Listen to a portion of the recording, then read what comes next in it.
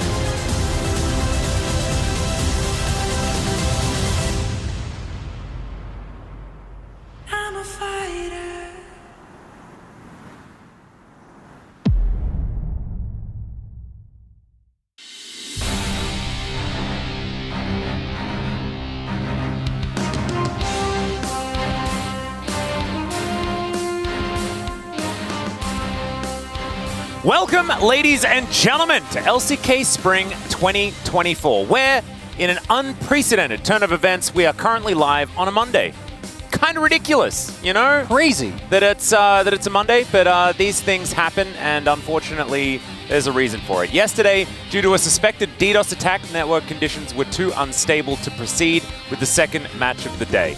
Today, the match was held online from each team's accommodations, and the recording is now being broadcasted. We are also a recording as well, just to note to everyone. So we're doing it live according to us in this microcosm. We are right now a recording. Okay. In addition to conducting extensive checks for stable game progression at LoL Park, the LCK made the decision to shift the match online to meet the team's needs for the earliest reschedule possible and to avoid further DDoS attacks. As ensuring stable game circumstances is our top priority, we asked viewers to understand that this is a recorded match and it wasn't publicly disclosed, just to make sure that we are not going to get attacked again. For fans who purchased tickets for yesterday's two matches, full refunds and additional information are being individually notified through text or email, and we asked these fans to check their messages for more details. All right. With all that out of the way, and again, another apology for all of you who were watching yesterday. I know that was 7 hours that was quite difficult to get through. We know. I assure you, we were there. But now it is time to get into the second match of the day. It's going to be Quantum Freaks taking on Bro. And look, we experienced this, do we say earlier in the week? Yeah, it was. Technically, it's still week 5, right? Our weeks run differently because of today really is the weekend. So I think we can say last week. Yeah, okay. So earlier in the week, we did see Quantum Freaks take on Bro, and in an unprecedented upset, Bro took them down. And the cool thing is, it's not an unprecedented upset for Bro, just for Bro this season. And now, maybe they're back again as we take a look at the head-to-head. This is somewhat surprising. This is a little bit baffling. I would not have figured that this was this favored to Bro. Even given that Kwangdong had struggled a lot, like they were still a good team for a large part of last year. I mean, sort of. Better than Bro. Bro were kind of all right. Remember, they made it to their first playoffs. This was a team that wasn't bad. So both of these teams went from, like, Bro went from middling to not very good, and Kwangdong went from middling to, surprisingly, a playoff team. But there was that moment, specifically the summer surprised me, because I'm pretty sure Kwangdong, they were the team that was, one series away from basically guaranteeing their qualification, and then they lost everything. True. Yeah, they were mathematically looking pretty good for trying to get in there. But we're going for the back-to-back Modu showdown.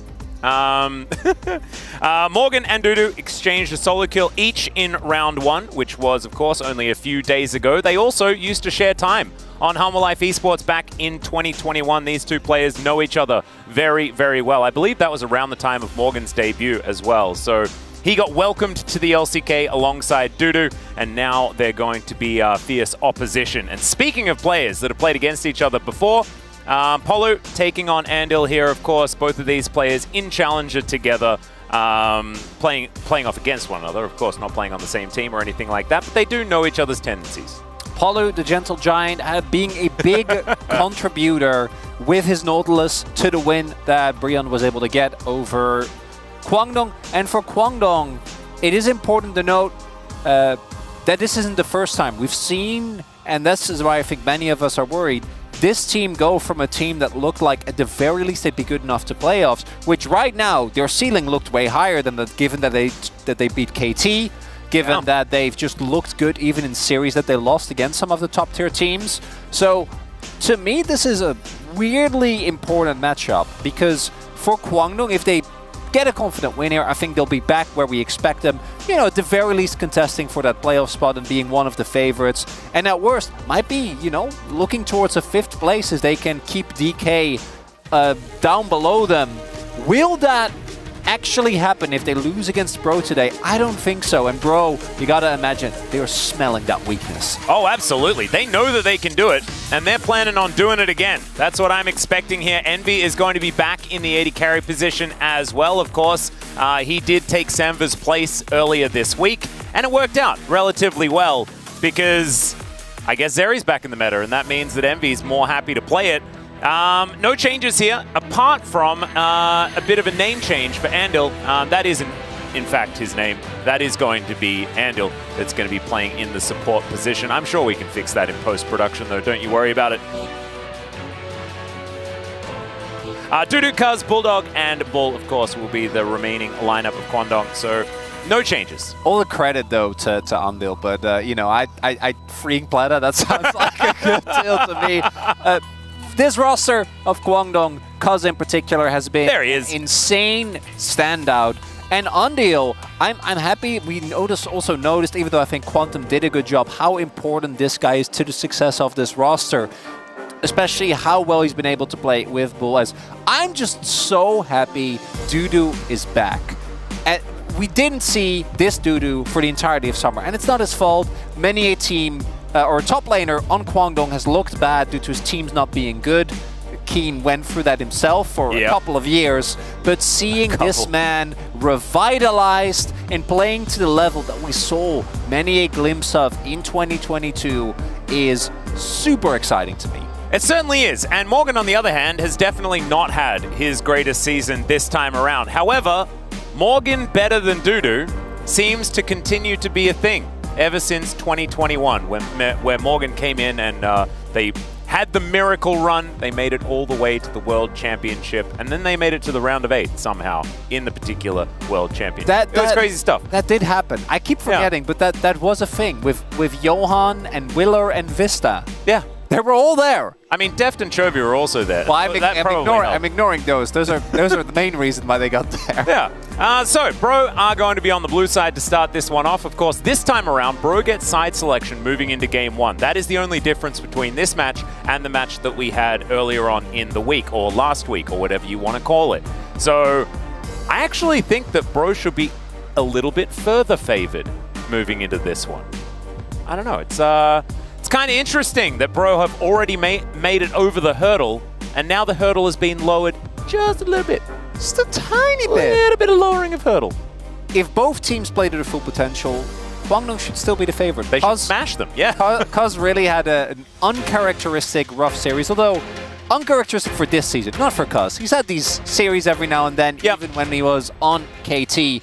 As we do make our way into the draft. If Kuz keeps it together today, though, gotta imagine that it's still Kwangdong being favored, but we've seen what happened to this team last year in summer. So until they win this series, I think many a Kwangdong fan is going to be worried. Yep, Kwangdong Go Boom is something that has happened in the past. Just to remind everyone, if, say, you're watching a VOD that dives in as we get into the draft, this is, of course, being played online. Both of these teams are in their team houses right now, and we are also a recording. We are commentating to you from the past, but we are witnessing this live.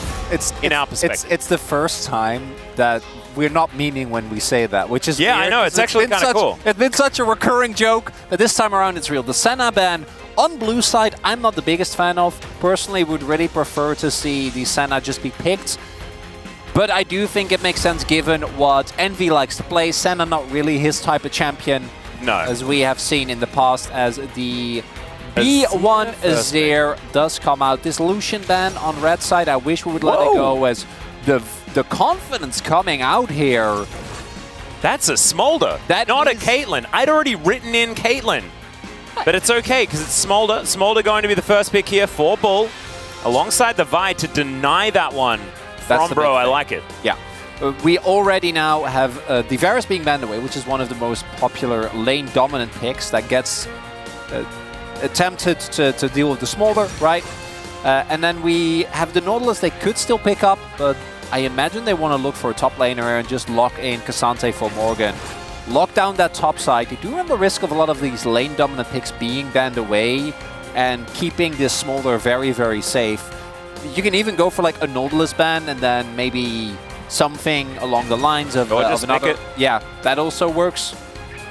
Actually frees up your bans as well. So like this initial opening from the Kwangdong Freaks, and knowing that Envy loves to play Zeri, if you have Vi and Nautilus already, gonna be feeling a lot better at facing that. Yeah, I think you just don't even ban it. No, I don't you're think you like, have to. pick it if you want to. We'll Good luck. take the 300 gold whenever you're available on the screen. We'll see whether they do decide to take it away anyway just for safety. We know how much he loves it. But instead, the Ashe is going to go away first. We'll see what they're going to look towards immediately after that. Of course, does mean, like, I do really like banning the Ashe just because if they do decide to play like a double marksman bottom lane or something like that, they're not going to get punished as hard because, of course, Smolder's early game isn't the most powerful. Talia going to be taken away from Bulldog, though I really like that ban. Protecting Karis and also taking away a champion that is very strong on the patch and strong in the hands of Bulldog. I genuinely wonder if they want to ban Asol. Wow, yeah. Because like Bulldog loves Asol. We know that CVMX is happy to pick these type of champions. And we have seen exactly that from Gen G before, where it really did feel like no matter what happens, if you get to a mid or to late game, you just win. Just by the virtue of the power of Double Dragon is a risk. And we see that it's going to be the Aatrox instead. So taking away a power pick from Dudu, you can go Gwen, I think, very comfortably here. If you want to go in that direction. Udyr is the more standard pick into the Cassante, which still has a ton of lane pressure and just provides reliable frontline for the Smolder. I think just trying to get yourself, oh, okay, they're just going to do it. And so now I just need to be sad that Doa isn't here because he would be able to make all of the Double Dragon jokes much better than I can because I never really played the game. And I know that Doa definitely played a lot of Double Dragon. Is that a game? Oh, no. See what I'm saying? See what we're missing out on? It's Double Dragon humor all over the place, and I'm just not well equipped enough in order to do it. All right, Kai'Sa and Maokai going to be the lock-ins here. A flex between the Poppy and the Maokai, I guess, as Garen is just locked in. Dudu is like, if at first you don't succeed, Garen again! And so we're going to have our our second Garen ever in the LCK. Once again, wielded by Dudu into Cassante. Dudu, I really do hope that you caught up on Moose Hater as well as Adam Vods, because that first Garen game was not what I want to see out of a Garen. No. Definitely need to step it up. And there was the opportunity to just go for the safer route, just provide reliable frontline for these Double Dragons. But no, he does go for the counter pick. Want to highlight that what OK Manbro have drafted here for themselves is a lovely composition that I actually think has great front to back. The only thing that's somewhat lacking is reliable snap engage. You can obviously start fights with Poppy, Azir, or Maokai, but it's not as good as the Nautilus and the Vi. But outside of that, a lot of range, a lot of backline threats, but is it enough to deal with the double scaling dragons?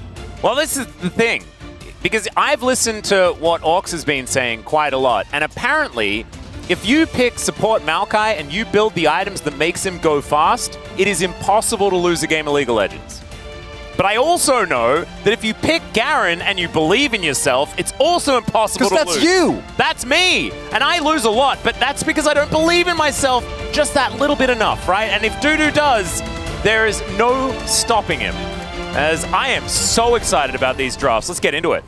Fan chants are not going to be here, though, because they're, of course, we can't get them sent in online in such short notice. We used to try to do that back in the day, the COVID times, but not so much anymore. So we are just going to dive straight into it. Already, Dudu has passed at least the beginnings of the test. It's not like he's taken teleport or something weird like that on Garen. Phase Rush as well as Ignite. That's a good start. I do like Conqueror more. I feel like you can bully harder. I don't mind the Phase Rush. Especially if you want to have more threat, as he is just sitting there in the brush. On a ward. Menacingly. On a ward. Doesn't really matter, though. I don't think there's any opportunity for the enemy team. We do see Karis making his way over.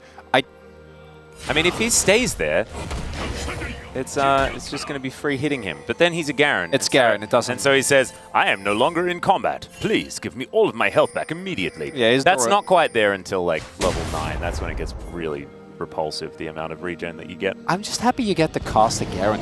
And you get to really, really live the Garen experience and give us all the insight that only a Garen main would have.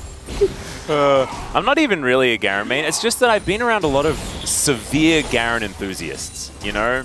Like, my mate Spawn, back in the day, he used to be pretty excited about a good Garen game here or there. We do remember some of the famous quotes, like Kobe saying, he picks Garen on purpose, which I thought was absolutely fantastic. That's from about 6 years ago. There's a hook landing, as Polo is going to return the favor with a Bramble Smash. Like that one a lot, to try and deny Andal getting on top of him. And if you can just keep him at arm's length a little bit, then you do avoid the passive stun. It's kind of nice.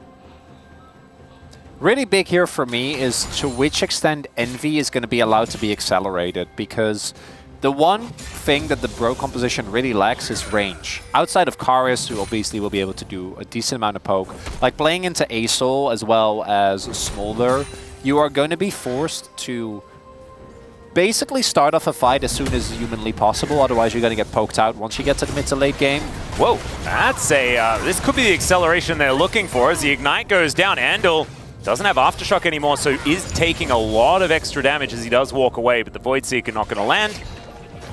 That means that they will make it to the turret, but good a bit of aggression here from Polo and Envy. Really good. Want to see this as much as possible. Try to utilize the power. Malphite obviously, or Malphite, Maokai rather, was thrown off by the Malphite yesterday. Yeah. Also, we've got Malphite and Garen in back-to-back games. Feels good. It does feel good. Yeah, Feels they are ancient, man.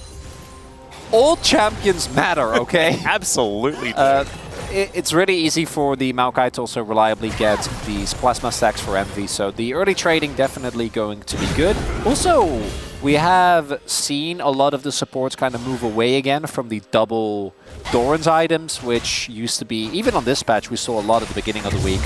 And I do think it can work, but it is somewhat reliant on you being a lane that looks for really high levels of early aggression to actually warrant the payoff. And here comes Bulldog. There is a Shifting Sands, and that is going to be, yeah, easy peasy, no worries.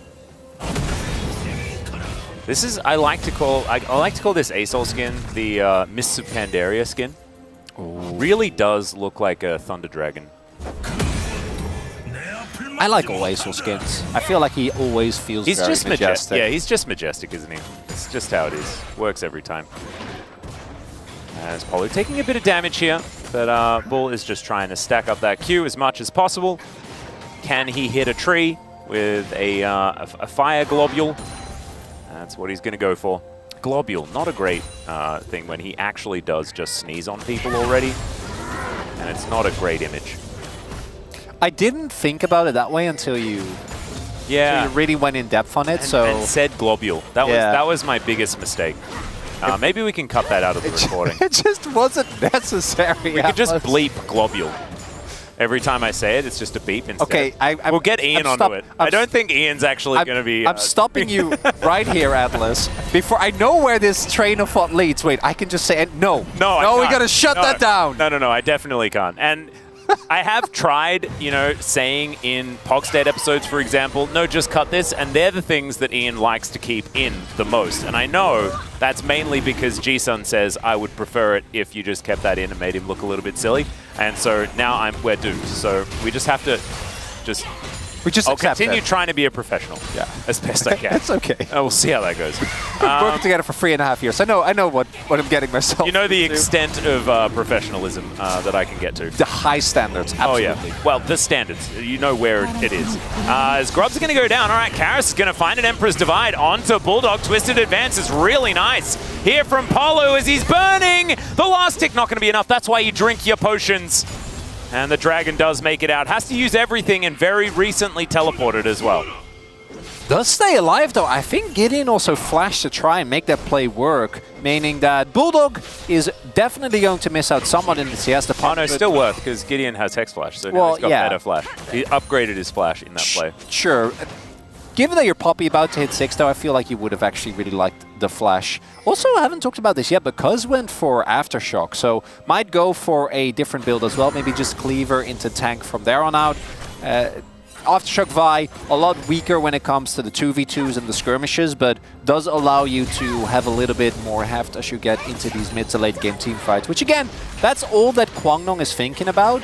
And we haven't talked that much about the previous series yet, but I really like this as the hook. Oh yeah, actually Envy Going to get caught out just a little bit there as Polu does go over the hook, but now Andel's the one that's in trouble. The flash for the Void Seeker lands this time, and Envy gets first blood in the bottom lane. Bull, not a whole lot he can do here as he's just sneezing and throwing Qs and stuff like that towards Polu.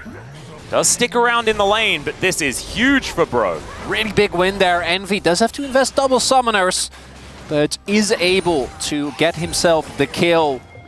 Andil, unfortunately, overstepping there a little bit, is a level down, and these extended trades with Kai'Sa and Dimauka, you're not really going to be able to win.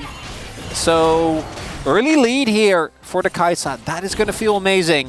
Unfortunate mistake there from the Kwangdong bot side.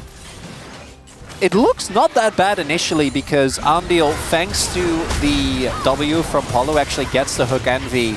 But as it turns out, these early trades, you're just not going to win. Kai'Sa always going to want to try and look for these type of all-ins, and the fact that he flashes in the straight line on or Envy rather is able to hit the Seeker means that the kill does come through. Really lucky actually that Cuz was in the area though, because otherwise I think Bull would have definitely had to flash. Yeah. Get himself out of the way. This way, he does hold on to those summoner spells, is a little bit safer as Gideon trying to try and bully Cuz out of his jungle here right now. You can see the Poppy pretty happy about the situation in this game as another Bramble Smash does come on through. Let's see what Envy can get done here as the Dragon's just going to get dodged. And now Andal realizes that he's just going to have to try and keep Bull alive. He will maybe succeed as Envy does supercharge his way out of there, but it's another kill for the Bros, and Envy is 1 kill away from a killing spree at 8.5 minutes. Do take note as well that this is pre-Maokai having his ultimate available. This bot lane isn't going to get easier for Bull and Andil. Oh, and look at these. Look at those fast walkie pants. Oh, yeah. Oh, he's ready. He's ready to book it around the map. I reckon Orcs might even have a lower third for us to explain how broken this support is. I shouldn't actually put thoughts into their mind because it doesn't feel as good to come up with a segment if it's something that you're just responding to. But it'd be really cool if Orcs could talk a bit more about support Maokai because I'm interested. He also loves talking about support Maokai. Yeah, I think that and it's that and Brexit. Like he won't stop either of those subjects. As Andil gets engaged on here, Polu is very proactive, knowing that they have a level 6 advantage on Envy, and yeah, Bull Moom can heal him, but not his teammate. I like it when you said Moom, you had like a slight Dutch accent for the rest of the sentence. Yeah. Him. I like it. Sometimes it just kicks in. Yeah, well, when you're, pronouncing things correctly, like Moom, then you want to pronounce everything else correctly in your, native accent. I understand. I think it's totally fine. The big win here for Kwangdong is that, or for Bro rather, is that now they will have continued bot side prio, very early Shiv for Envy, and already Andil and Bull weren't really allowed to step up to the wave because they were so far behind and they have to mitigate any threat of all-ins. But then add to that the fact that they will not have access to any early dragons. Brion should be able to stack some of those early on, and this is really big because I do want to reiterate, the Bro comp skill's fine, it just kind of pales in comparison to what you can do with the scaling on the side of Kwangdong. Not only because, yeah, it's infinite scaling, obviously is always going to feel good, but the range in particular is really big for me. I think the range is the biggest problem because outside of that, the amount of utility on Bro's composition is awesome. Absurd. Like they can do almost anything apart from hit people from a long way away. But the engage, the fact that you can secure position around objectives utilizing saplings is now we've got to cease and desist into this mid lane. Karis has to flash and does do so in order to get himself out of dodge. Also able to offer a little bit of damage back there, but Bro just getting to work on this second dragon of the game. We'll have to see what the soul is going to be. But stacking up these dragons, this definitely fits in to exactly what Bro wants to get done. And of course, it's going to be a Cloud Soul, the best, most pivotal trait of the game. This is 1v2 and your wave is crashing, so he gets a knight for now, but I don't even know if that's worth. Although, actually, with them getting the dragon this fast, Gideon makes his way over towards the top side of the map, so the counter punch of getting the next set of Kevins also denied here by Brion, who are playing this early game out really, really nicely. Yeah, just goes and takes one. I think he might actually consider going for a few more here, as I think if they do manage to take a few of these, it's going to also help their ability to knock down the outer ring of turrets and start snowballing an advantage. I think turret damage and being able to amplify it going to be something that they can work out. A supercharger forward here from Envy. He's zapping this little dragon who is just not big enough just yet. Now he's underneath the turret. One more auto, and that is going to get him. Moon flies by. That doesn't actually do anything, and it's just a solo kill. There's the killing spree we were talking about.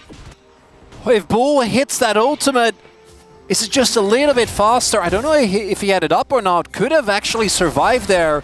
And Envy, as we saw, was so low, at least would have traded 1-for-1, but instead ends up dying. Envy gets another kill, and you see Bull was aware of the danger. And Brion starting to really win away with this game. We can talk about hypothetical scaling all we want, but if you have a monstrously fed Kai'Sa plus so many activators on the enemy team, I don't know if you're going to be allowed to play any late game fights with even relative parity. And as mentioned, the map movement is great. They have a really good jungle tracking right now, making Cuz's job very hard. And let's have a look at it one more time. It was just Envy presses E, runs out of this brush. And Bull just has nowhere that he can go. Can't even with the flash, isn't actually able to keep himself. Oh, yeah. If he hits the heal as well as the middle activation there, Envy dies. Envy did a flash, so I don't think he ever would have ended up going down, but at the very least might have kept Bull alive. Instead, he ends up going down, and credit to Envy for really pushing his lead. So, even with that ward in the brush, Envy with the supercharger finds a way to get on top of his target, and this is how you need to play the Kai'Sa. And this is actually playing to Envy's strengths very, very well. And you might be thinking, well, that's a bit silly, Atlas, because, of course, he's winning, so obviously he's playing to his strengths. But Envy is a player that isn't very good at playing an even game state or from behind. He just doesn't look like he understands what to do. But in these moments, generally he's pretty good, unless you cast a curse him, because right now he's taking infinite damage. Great ultimate, though. Gideon just pushes the Vi away, and now Andil gonna get thrown back. Gideon wants even more, and Karis is the one that locks down another kill on the Nautilus. How does Envy keep getting away with this? He's completely fine. Has to invest his flash, but not gonna be too bothered about that. Because a kill comes through for the other carry, Karis now as well. This game is 3 bubs away from a perfect game for Bro. Let me just remind you of that. And bubs didn't even exist when we were designing perfect games, okay? As we take another look here, the attempt from Cuz to try and lock him down does have to invest the flash. Envy actually being relatively safe with the Maoka value. Absolutely crazy. Keeps everyone away, and then they follow-up engage. Really, really easy for Brion. Andil just barely doesn't get to hook his way out of that one. And they don't even get, if they get the shutdown and Andil ends up going down, completely fine. Not going to be bothered at all. But instead, you lose another kill. You invest a lot because his flash being gone is big. Means that you have less ways of reliably locking down Envy. Brion are playing an amazing game right now, really punishing the lack of early to mid-game power that the Kwangdong composition has. And it's not under the line for Kwangdong. I do want to reiterate that right now, level 11 being hit for Bulldog. I don't know where we're on in terms of stacks, but hopefully we'll be able to take a look at that soon. I don't know how relevant. Hard. Yeah, I don't know how relevant checking in on the stacks is going to be, because they don't stack towards the next game. And it's really starting to fall away from Kwangdong Freaks here. I think they're going to need to win at least something, take something back to line these coffers a little bit to buy them some longevity in this game. Of course, Bro are generally known not to push advantages too hard as we come to the mid to late game. So Kwangdong Freaks, the game plan stylistically makes a lot of sense into Bro. Because if they feel like they can stall things out, which most teams generally can, then it should be pretty effective. However, see whether Bro can turn over a new leaf, and especially off the back of Envy being so extraordinarily fed right now. Could be a possibility. And Dudu has his Trinity Force. You know, like Dudu he's getting... Yeah. The problem, though, is how much impact is Dudu going to have? Because this laning phase hasn't really been that impressive. Morgan has been able to go completely even. They do have the ultimate here for Bulldog. Maybe that's enough to turn it, but I don't know if you want to go for this Kwangdong. Oh, they do manage to interrupt the Keeper's verdict as Gideon is going to put up the Steadfast Presence. Man, Andil takes so much damage. There's the fast to advance. They want to take down the Nautilus, and it wasn't too difficult, but he managed to get the ult off. There's the ulti onto the Kai'Sa as well, and now Kwangdong Freaks are coming back. Morgan wants to get this fight happening against Bulldog, though, who does have to flash to get himself out of the way. Another dash over the wall, and Morgan will be safe, but that'll be the the Drake going to Kwangdong Freaks, and they win that fight we were talking about. Pivotal moment here for Kwangdong. That could have been the backbreaker had they gone down. Not going to be the case. Thanks to the CC from Bull as well as the ultimate from Ondale on top of Envy, who didn't have his flash due to that earlier play. Dudu runs in and spins to win. And do you know what? He didn't even have to use his flash. Just absurd. Just phase rushes right on top of him and hits him with about a bajillion true damage. It's not very outplayable, is it? Good old Garen ulti. Let's have a look at it one more time. Let's see how Envy could have outplayed this. Surely there's an angle. Not get hit by Nautilus ult. Really, the moment that that comes through, you're just going to be in deep trouble.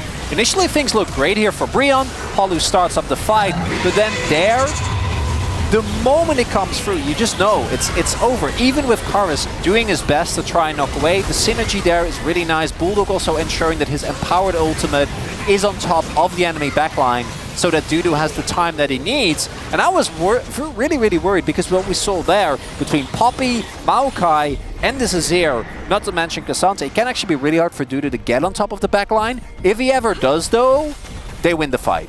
Like, you just die. Unless Envy can immediately reposition with an ultimate, but given the silence, that can be quite hard.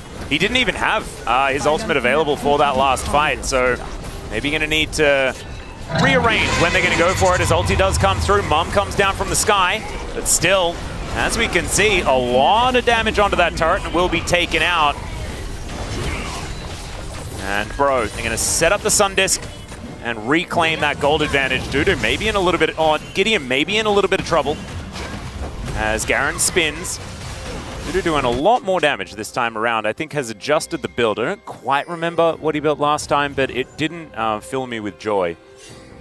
But Trinity Force coming out first does mean that you are a bit of a threat, especially if you can land that Q damage. As we are doing, thank you, observers, for the little check here. We are sitting at about 154 for Bull, so that's actually not that bad. Even with the kills that he got, should be able to hit that 225 mark at around 25 minutes. So by no means early, but the game hasn't been going that well for him and his buddy Ondale, so it's not too surprising.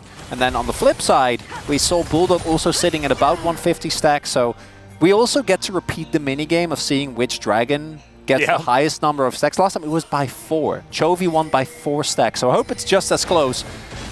For Brodo, I love this. Set up the vision around Baron and you have to keep threatening, because I do think you need to maintain this level of pressure on the enemy team. I'm just kind of impressed that Brion is playing a really proactive game. They are. And they haven't really done a whole lot of that for a long time, Atlas. I just feel like they've discovered what winning feels like again. As Morgan, he might have a look into that as well as he goes all out against Dudu. But the Ignite is down. Envy finds the Void Seeker. Morgan almost dies. Man, that could have been a disaster if they went 1 for 1. But instead, Envy grabs his 4th kill. Really big there. Envy has the level 2 on the ultimate, so Killer Instinct, huge range. Cassante, a dream pairing. Literally every single person on Brion can enable Envy. Everyone can get in like 7 different ways as well. Yeah. For Karis, it's a little hard. Yeah, Karis has a little more different. Karis has to do some investing. But everyone else, easy. As we saw there in the side lane, Dudu very close, but not quite enough to chew through Morgan. If he trades 1 for 1, would be feeling great, but instead, more gold to come through here for Envy. His main issue, though, is going to be actually doing damage into a Nautilus, a Vi, and Bulldog. I think that Bull is a little different because if Envy ever is in range, his burst should be enough to just immediately blow up this Smolder. Very similar to what we see with Ezreal, for example. Bull's value is mainly going to go for the come from the longer fights, where he's able to do a lot of AoE team fight damage, but shouldn't be able to deal with Envy, particularly with how fed he is in the 1v1. But there's a lot of threats for Envy, and he is very short range. He is. But he does have the ability to reposition. He does have a lot of CC on his team, right? A lot of tanky boys around him as well. And then Karis is a decent secondary carry, especially now with the Leandries completed. Bramble Smash going to try and save Polo here, and that's going to work out. The fact that you can activate Aftershock so consistently with Nautilus trying to hook you, can work out very, very well on the disengage. The Dragon synergy there, really, really cute. So Bulldog setting up to allow Bull to farm maximum stacks, uses his W.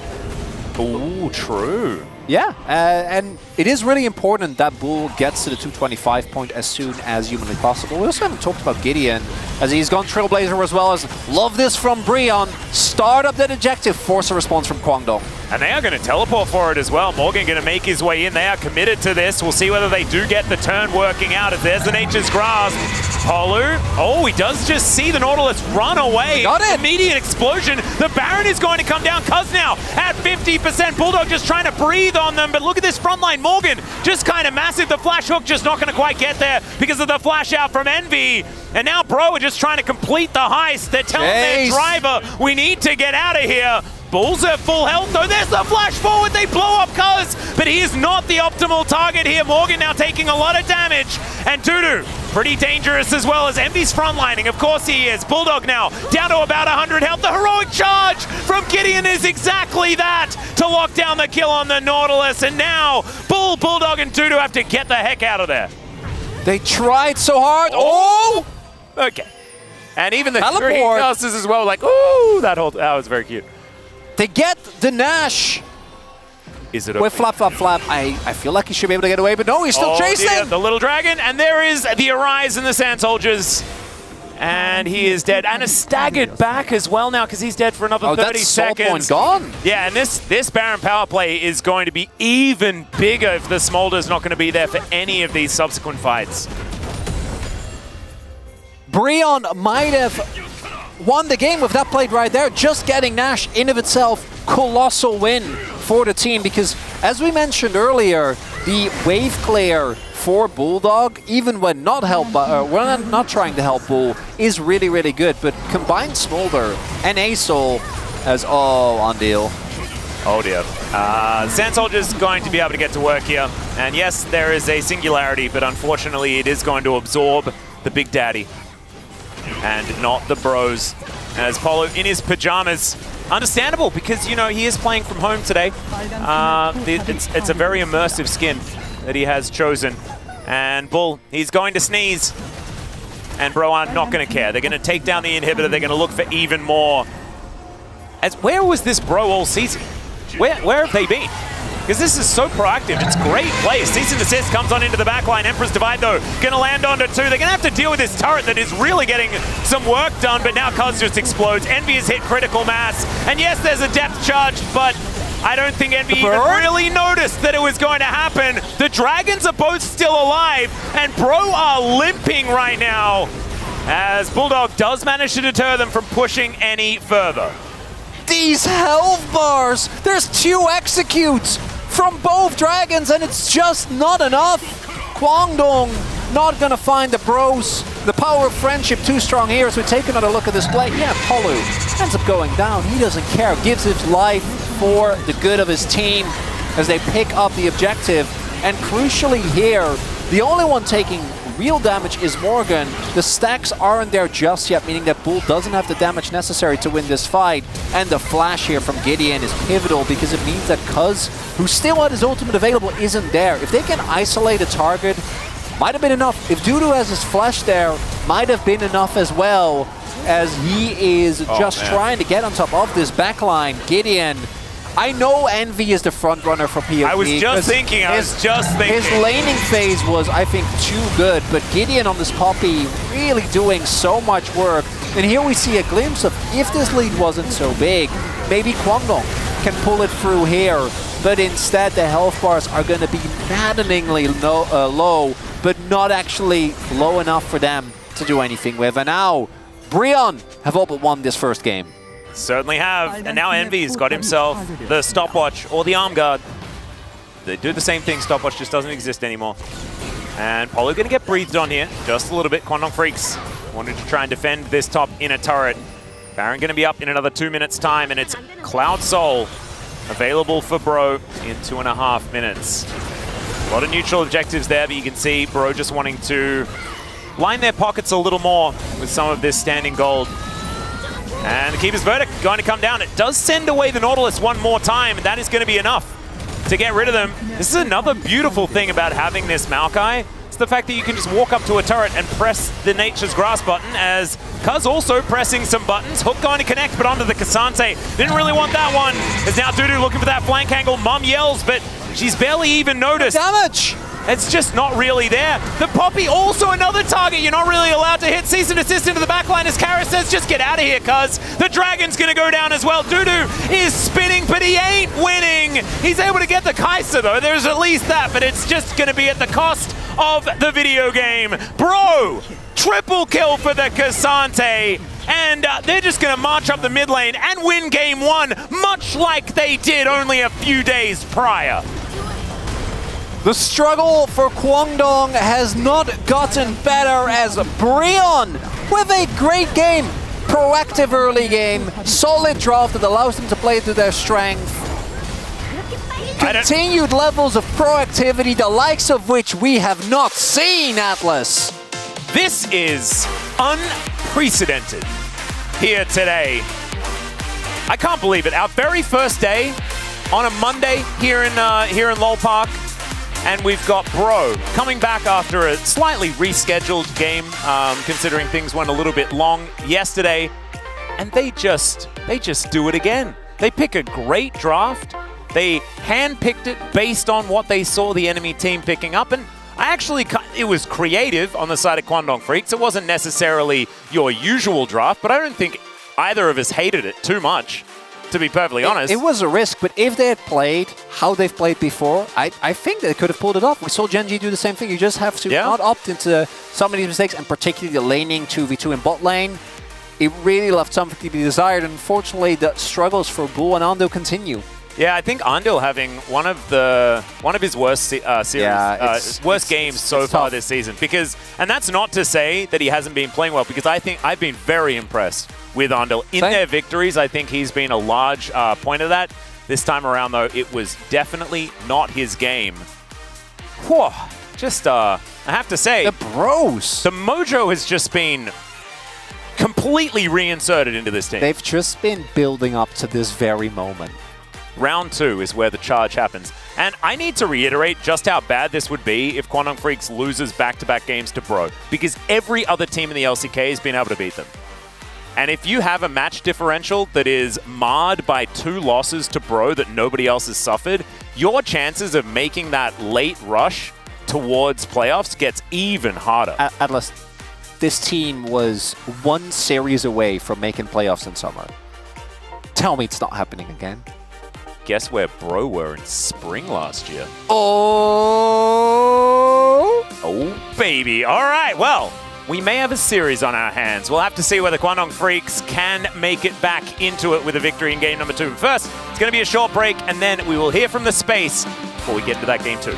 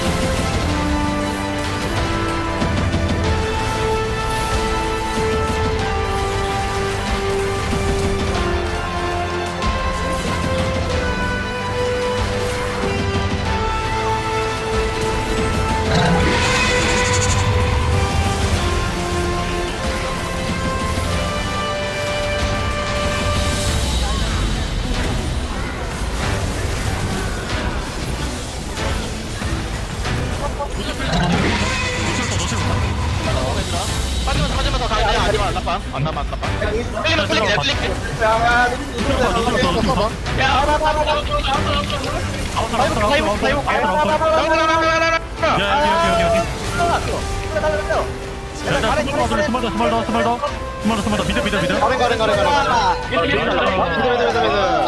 이거지. 아 그래도 이겼어. 아 좋았다. 또 내가 데려갔나요? 미안하다. 내가 잘못 얘기한 건데. 한번 나가. 좀 아슬아슬한 게 많긴 했다 근데. 3년 때 내가 못했어. 그냥 시간이 봐. 내가 못했어. 맞아. 난 잘했거든. 내가 못했어. 미안해. 호비 파 잘하긴 했어. 괜찮아. 이거 가렌이 어차피 처음 만나봤던 그냥 방송하지 말고 알테프 하면 안 된다 이거. 맞아. 확인. 등을 같지 않구만. 역시 신종폴로야. 안 하는 거 보면 신종폴로가.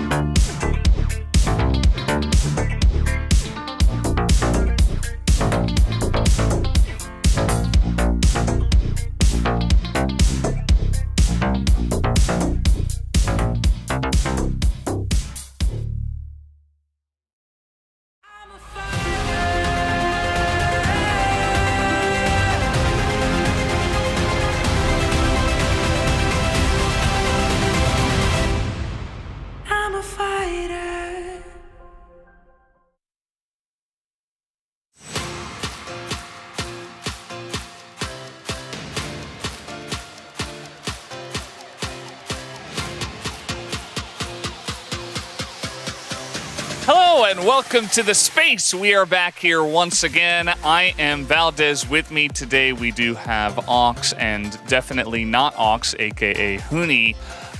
Feeling pretty good about that bro victory in game number 1. How are you guys doing today? Pretty good. I mean, I feel like, you know, we had a taste of Garen the other day. Didn't think I really needed more Garen, and, you know, I think I was right. I mean, still, we saw like one time it was like kind of almost popped up, you know? Like, I think the Garen pick is like just interesting. Let's just leave it there, you know? Keep picking the Garen. Yeah, we did have that Garen as the R5 selection here into Cassante once again by the same player. Dudu, it did not work as we did see. It did press R that one time on the Kai'Sa rather, and that was about it. Other than that, what did you guys think about this draft? Yeah, I mean, not to rag on it too much, but I feel like the Garen just went even against the Cassante. You could have taken something like Udia, had more early pressure, and you needed early pressure for Quantum Freaks because you had scaling mid, scaling bot. Your intention was just go late, and I feel like a top lane who had pressure in the lane would have actually made a lot of difference. I even feel like when you think about team fights, like they have the Nautilus and the Vi to lock down like one of the 2 threats from Brion. They have the really strong scaling dragons. It's just they never got to the point where that mattered because bot frankly got rolled. Yeah, I mean, I think the draft-wise, I don't think there's like really like big blunder that like they lost it because of the draft. It's like I really don't feel like that. It's just Garen?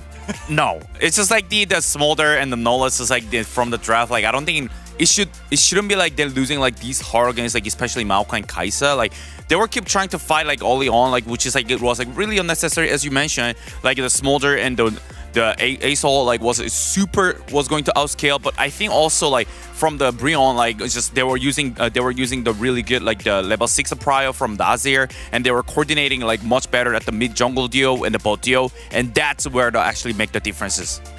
Yeah, it did make a pretty big difference, and we saw that very early on in the game. You guys were talking about how the bot lane was very in favor of Bro. I mean, Envy ended up at 3-0. We saw that the support Maokai actually did have a lot of potential in this one based on what we saw in this game. We can take a look at the first highlight, which actually did go the way of Kwangdong Freaks. Bit of an overextension here from Bro. Yeah, so, you know, we obviously had the early advantage for Bro, but this fight, I think, honestly, Polo makes a bit of a misplay, goes for the flash route and connects onto the Nautilus.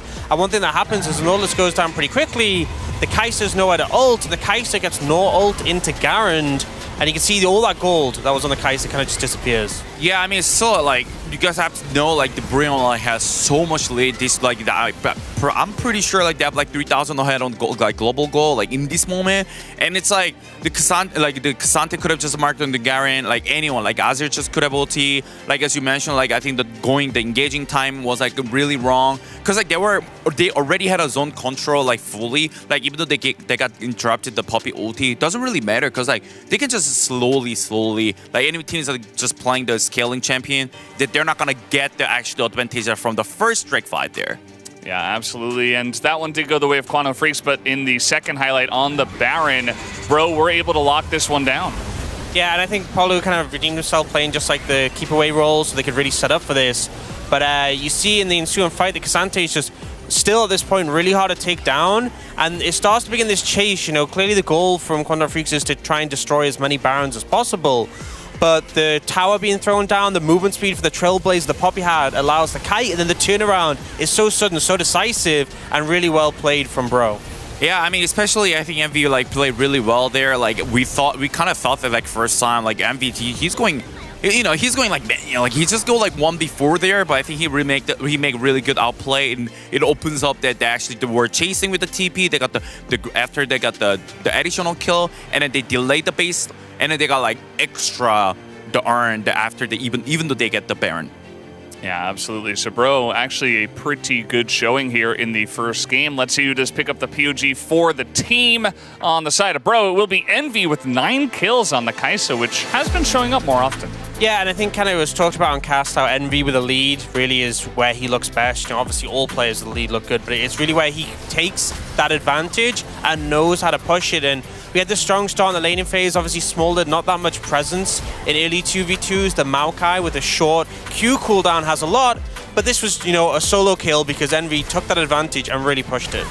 Yeah, I mean, we really had like a lot of the question mark, like why people were kind of picking the Kai'Sa into Smolder. Like in theory, like it's good, but this is the game that is like it's like really well proved that like why the people like really kind of these days are preferring playing Kai'Sa into Smolder. And I think it's just like especially I think the next game like they just have to be like really careful about the bowling. Yeah, so you guys might notice we have some less POG votes. We don't have everybody here in the studio for this Monday broadcast, but that's why we did have 8 people from the people that were actually able to attend today. We did have 1 vote for support, which I think is okay. The Maokai did some good work. I feel like the pick more than the player, although Palu was all right. Yeah, I think it was okay, but because we don't have media, that has to be honorary media, you know? Yeah, it has to go to someone. So I was gonna say it. Somebody's got to be the odd man out, I guess, or it could have just been 8 out of 8 for the first time. Guys, Quantum Freaks are moving on to the blue side for game number 2. We'll have to wait and see what that does mean for the draft. I think that it was pretty interesting that Bro were banning Senna from the blue side, so maybe this time around we get some new picks on the bottom side? potentially, I mean, for me, I think you just have to ensure that you have like a strong lane prio. Like, I think the Orianna was available. Obviously, a pick that has a lot of prio and mid, can set up early plays. The Garen, just, you know, we don't need it again. We really don't. Yeah, absolutely. Well, guys, we are done here on the space. We're going to send it back to the casters for game number 2. Thank you so much, gentlemen. Absolutely outstanding breakdown of that game number 1 win for Bro. Congratulations to Envy. If Media was here, I think all the votes still just go to Envy. I feel like they're the easy ones for Media. Oh, it would have been a 3 out of 3. Yeah. For Envy. Yeah, I think that's guaranteed. I would have much preferred the Gideon vote as opposed to the Polu vote. Yeah, I think that was Gideon, a bit of a base one. I would have liked. Yeah, I said it. I'm like, you know what? That's like the Savant vote. Yeah. Where you know you won't win.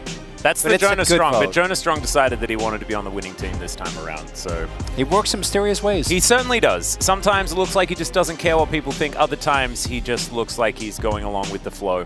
And I think Envy absolutely deserved it after such an incredible performance. Going 3-0 in the early game really did put Bro in a position to win. And now Quantum Freaks are going to move over to the blue side. We'll see whether that changes it. Look, I got a take for you. I don't know whether it's hot or whether it's lukewarm, but my take is that if Bro bans Senna and Kalista, they win the series. What about Draven? No, they don't need to. Yeah, Draven isn't very good. No, just outplay the Draven. It's fine. That's my I'm not feeling too bad about that prediction. I think Kwangdong just look completely out of sorts, and it's understandable given what happened, but it's also, and this is where the history really comes in for me, this has happened many a time before to CV Max teams. DRX comes to mind as well. And I'm hoping that we go to 3 games, because as much credit as I want to give to Bro, it also is a little bit sad to see Kwangdong, a team that a few weeks ago we were really, really blown away by, see them struggle this much, particularly individually. Yeah, I'm going to need more tape, you know, because there are 2 sides to this coin. There is the complete collapse of Quantum Freaks on one side, and there is the extraordinary glow-up of the Bros on the other side. And I want to know which one of these is in fact true, because right now we just have a microcosm of Bro versus Quantum Freaks, and we had it all week long, and into this week as well. God, I'm very confused about which week it is. Lucian, going to be the second ban here, though, on the side of the Quantum Freaks. Kalista already taken away. The Hui taken away as well. And the last ban is a Senna, and then I reckon this is homework done. They did. Gorgeous. I was worried for a second that they were going to ban Azir there, because you said it with such confidence. But they know.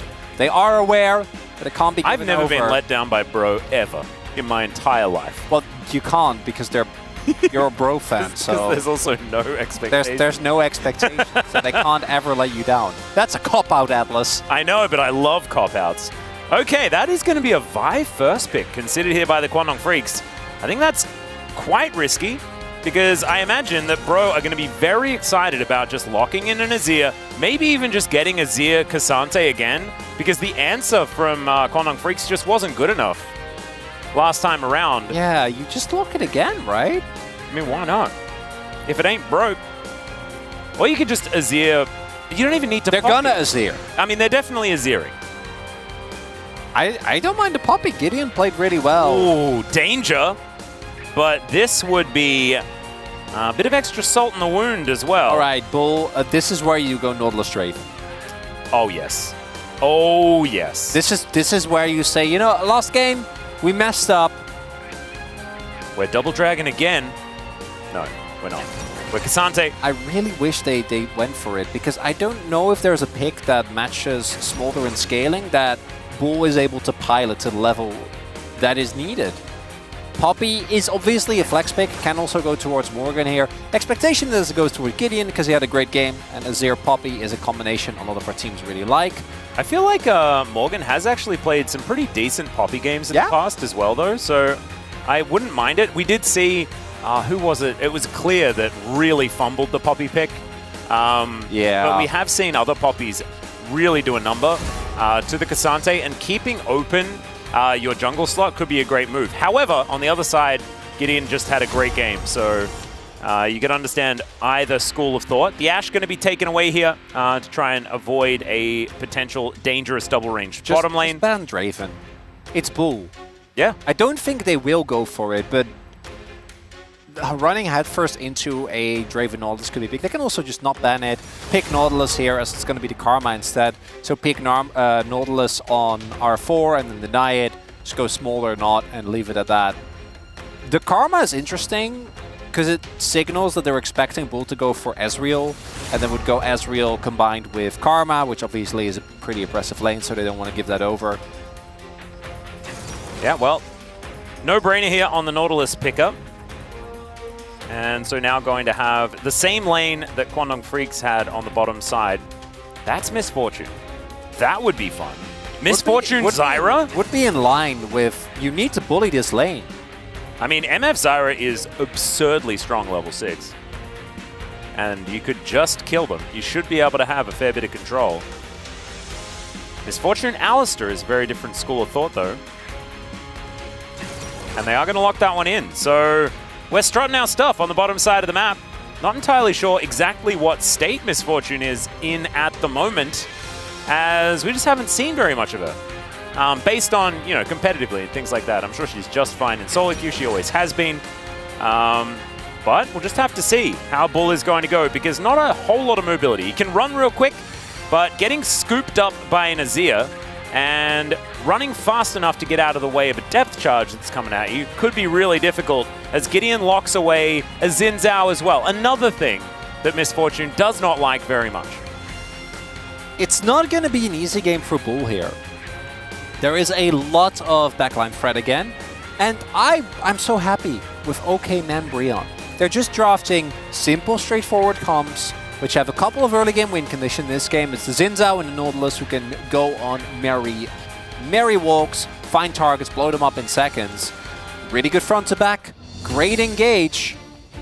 I'm liking what we see here from Brion. Yeah. Do you think the composition of the Kwangdong Freaks feels a little bit less all-in on the late game, which definitely they couldn't get away with in game number 1.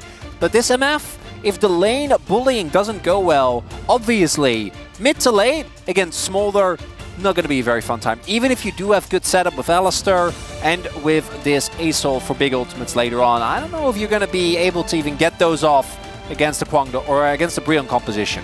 I think it could certainly be a little bit dangerous, but I think Kwangdong Freaks are a team that love taking a few risks in the draft. And sometimes it's a whole lot of fun. Let's jump into it. We're on the Rift now for game number 2. Kwangdong Freaks now on the blue side. See whether they can utilize that to get themselves an advantage. And I get a bit confused when you've got Xin Zhao with that skin on the same team as an Azir, because this Xin Zhao skin makes him look like a Sand Soldier. Look at it next time it's on the screen. Can't believe they would do this to their play-by-play. I know. I mean, it just, like, Arise, for Demacia, you know, like that's, and it's not even the right faction. It's not how that works. Well, anyway, but we'll put him on screen, and you can see whether you agree with me or not. Maybe the space can do a side-by-side comparison. I don't think they have time for that. I think that's what it's about. Anyway, we're going to see Vi starting off on her red buff, or at least on that side of the map. Morgan just biding his time, and it looks like we will have mirrored starts for our junglers. And Bulldog's just swimming around in the mid lane. With first strike rider being taken here, the expectation is that Bull's probably going to go for a lethality build. Yeah, also didn't go for any attack speed, went for double adaptive. So looking like he is going to try to really put as much pressure on in this laning phase as he possibly can. And he needs to, because again, the MF is very reliant on finding these big early leads, as already there the Q not going to find the mark.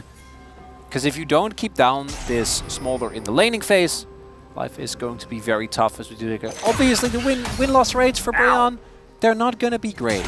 But the reality of the 50-50, situation.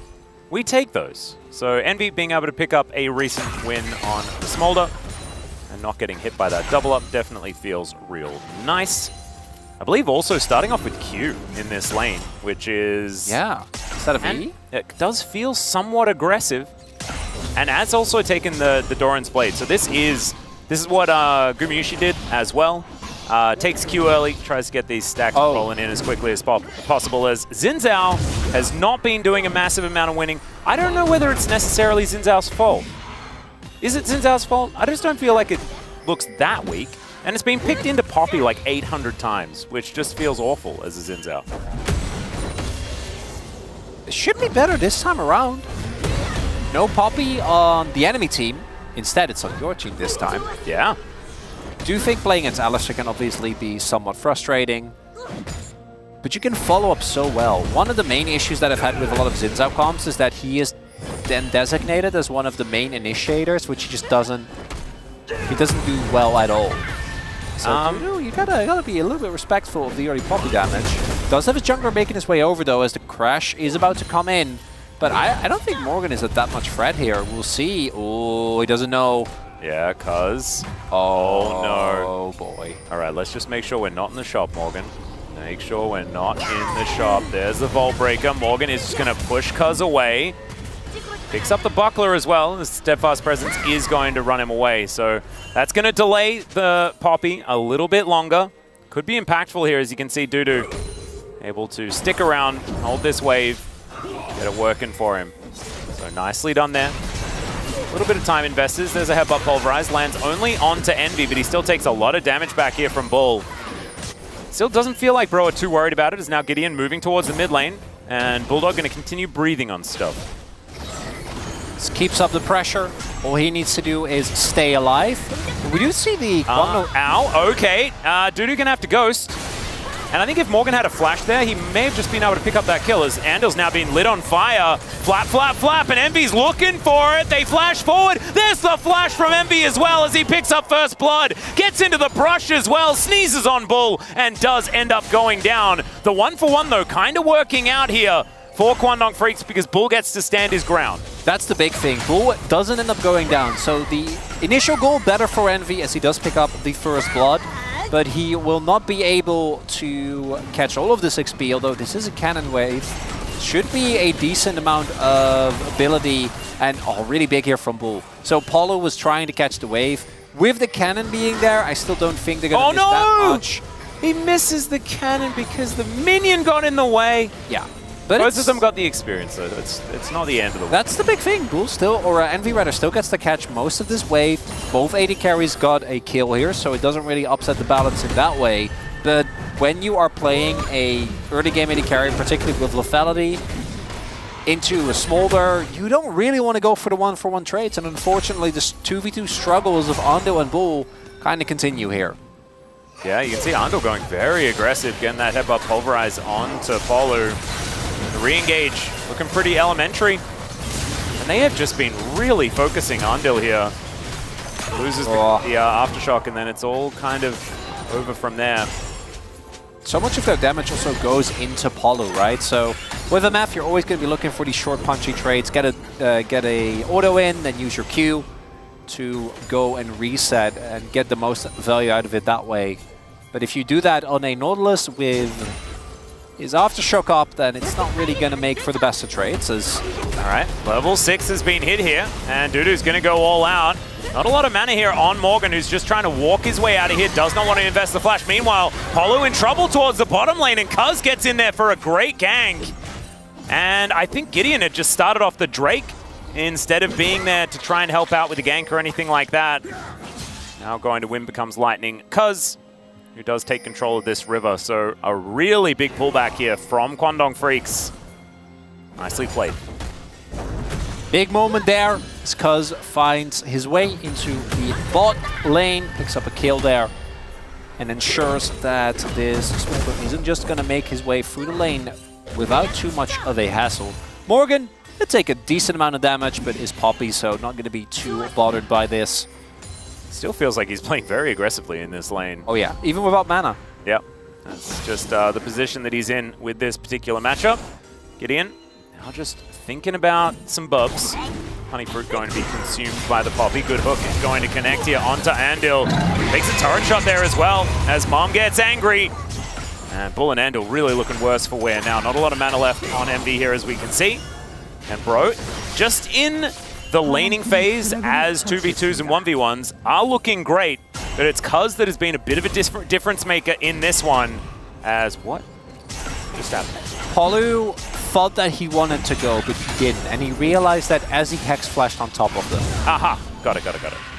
It's when you... I'm very glad that was a Hex flash, because I heard the flash sound. Oh no, Forgot that it was he's a already Hex flash. flashed. You commit... Oh, hold up.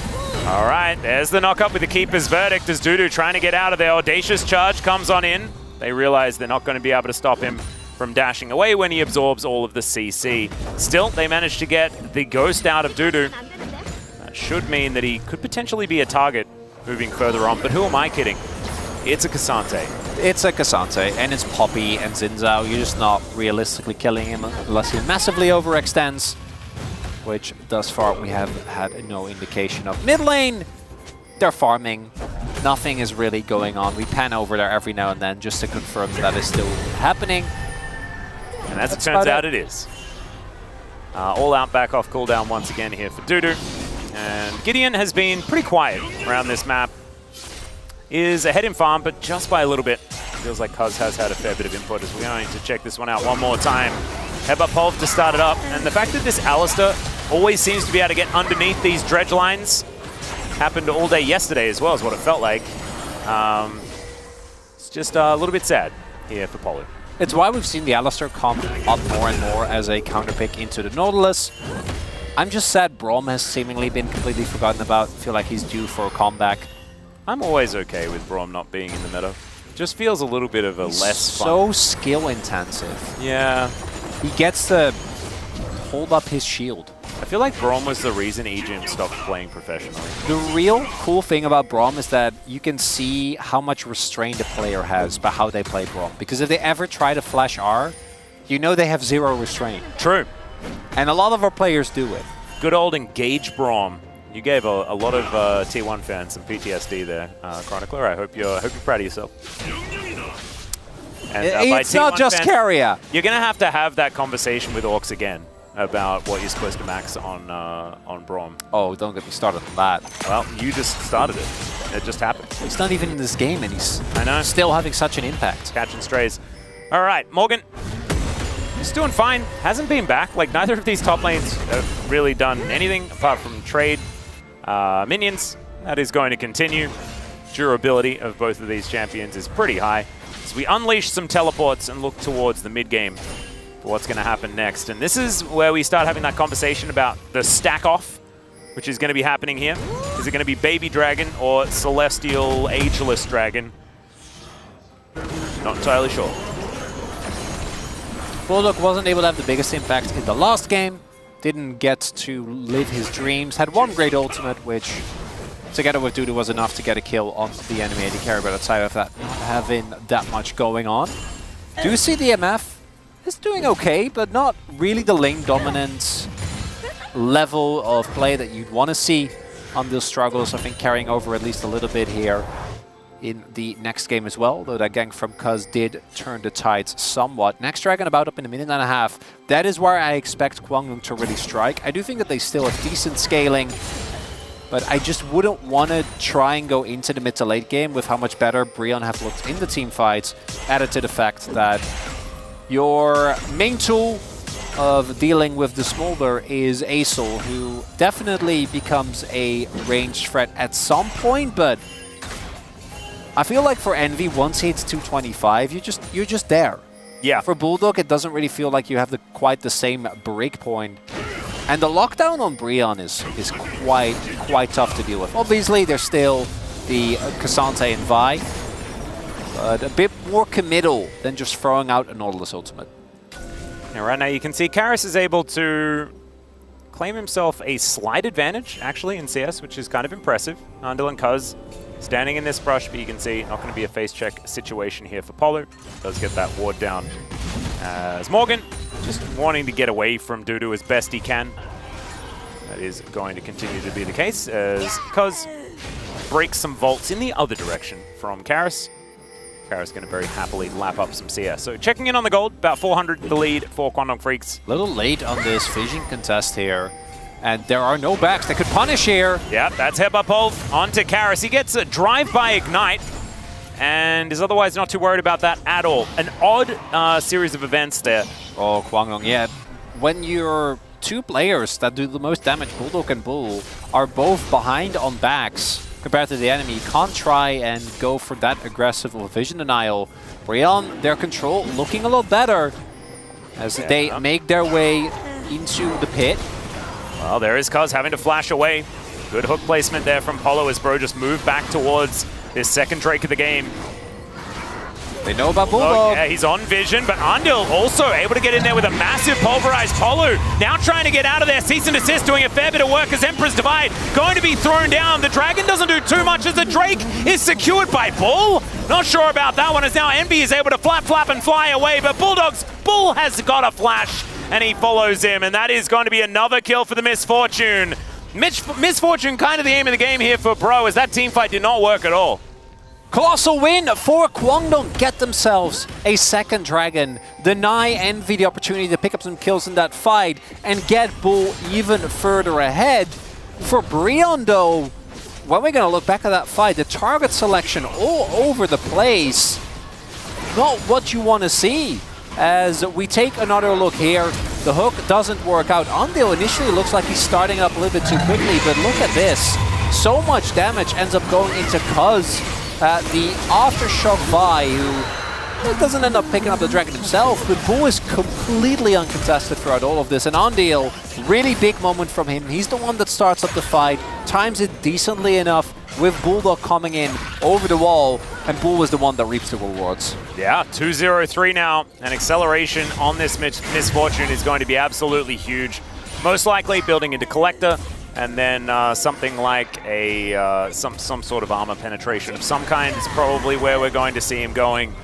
And once he does get that second item, even right now, I think with a second Dirk on top of the Ghostblade that he already has, the amount of mid-game damage that you do is just kind of nutty. We saw that already with the bullet time coming out. So Kwangdong Freaks, see whether they can play around this advantage that they have put together for themselves. Now 2,000 gold. It's going to be that lead, and Rift Herald going to be the first thing on the menu. It's Polo moving in. Andil, aggressive positioning as you can see, was looking for a potential dive, so pretty lucky that Polo was in the area. It's now Cuz looking to try and kill Morgan. Could be a difficult one here, as you saw, especially with the turret. Morgan is going to care even less than he did prior. And all right, now, Andil going to throw down the headbutt pulverize, but now Gideon and Polo are making their way in. Andil could get punished for this one. He does have an unbreakable will, but does he have an unbreakable health bar? And I think the answer is probably no. There's the heroic charge, and Morgan's the one that picks it up, as he does have a secondary portion of damage from that Q, and he's going to grab it. So that probably wanted to go towards Envy. Beggars can't be choosers at this point. Yeah, they did try. Big moment for Brion though, as Kwangdong tries to push their lead as hard as they can, get punished, not only in the middle part of the map where Ando ends up going down. Fortunately, the kill goes to Morgan, not to Envy, but then on the bottom half of the map, we also see turret being taken. As another look here, you can't try and do that onto a flapping dragon. I'm kind of surprised Ando actually ends up going down. I think his ultimate times out, which is why he actually goes down to the second activation. Just unfortunate on the timing there for Brion. Still, suffice it to say, as long as they maintain a level of power in this game, yes, Bull is monstrously far ahead right now, and he will be very, very threatening for the remainder of this game. But there is an expiry date on this, because he did go Collector, has gone Ghostblade. At some point, Morgan is not going to take any damage anymore, and they hold on to the mid lane turret. I still think Kwangdong should be the ones deciding the game, and picking up those Drakes is going to be the big deciding factor here, as they do have a lot of control. Yeah, Cuz going to move on over. That is going to guarantee that this this mid lane outer turret does go down. Dragon going to be up in another minute. I talked about Dragon, and there's 2 dragons in the game. There's 3 dragons in the game. Well, 2 right now. Minute. Yeah. I should have let you finish. That's maybe 4, because the dragon that flies in the north of the map, you know, at around 4 dragons. 1 minute in the game or something like that. Sure. I like it when the dragon goes flaps by. It's just great. It really helps with my immersion. And yeah, no, I 100% agree with you, but I have one counterpoint, and this might be a checkmate. So you know how Smolder needs to get to like 225 stacks to get an execute? Yeah. Bull has one already. Just purchased it. Oh, good point. Yeah, so I think that's GG. That is checkmate. Yep. I got nothing. Yep. So yeah, thanks for watching, everyone, and we'll. Oh, okay, never mind. Andil going to get sneezed on, as Bro still probably feeling fine about the game state. When it becomes Lightning, Andil a target once again, but Morgan going to dive in. Andil actually perfect timing on that Unbreakable Will to make sure that the Heroic Charge doesn't get too much of a stun onto the cow, but still. Big cooldown gone. Yeah. Not going to have the tankiness of this guy this time around. They need these dragons as well. If Brian can start stacking, imagine especially what mountains. Oh, imagine God. what LaFell the EMF is going to do against Wally Poppy. Yeah, it's not good. Yeah, I don't need to imagine. I just assume that it's nothing. I'm going to assume 0. Oh, the ultimate! Oh, there it is from off screen. The Keeper's Verdict really making things work. Early. As the dragon is very, very far away, but he's now back. Because, of course, this Drake taking a lot of time, as there is a flash headbutt. Envy going to move all the way in. Cuz now pushes him back. Flap is going to be there, but it's not going to keep him alive. Kara's trying to get the work done. It's another dragon fight. Successful for the Kwangdong Freaks. And despite Kara's getting out of there, they're not going to be able to stop Soul Point going over to KDF, and they'll also take down that Poppy. We mentioned, can he kill the Poppy? Well, right now, he absolutely can. I don't think it's going to change either, Atlas, because right now they picked up Soul Point. This bot lane turret is surely going to go down. Bull is even more fad. And again, Andil, yes, he's made some oopsies, but so many of these game-winning fights have been set up by him here as well. He's the one that hand delivers Envy. Unfortunately here, if he gets Dudu as well, yeah, that would have been the game winner there. But because he's a little early and Aesol is has such an easy time of getting back in fights, it's already rough on display. That wins him the fight right there. Even with the Moom heal, it's not enough. He goes way too low right from the get-go due to Andil pushing him into Bull's ultimate.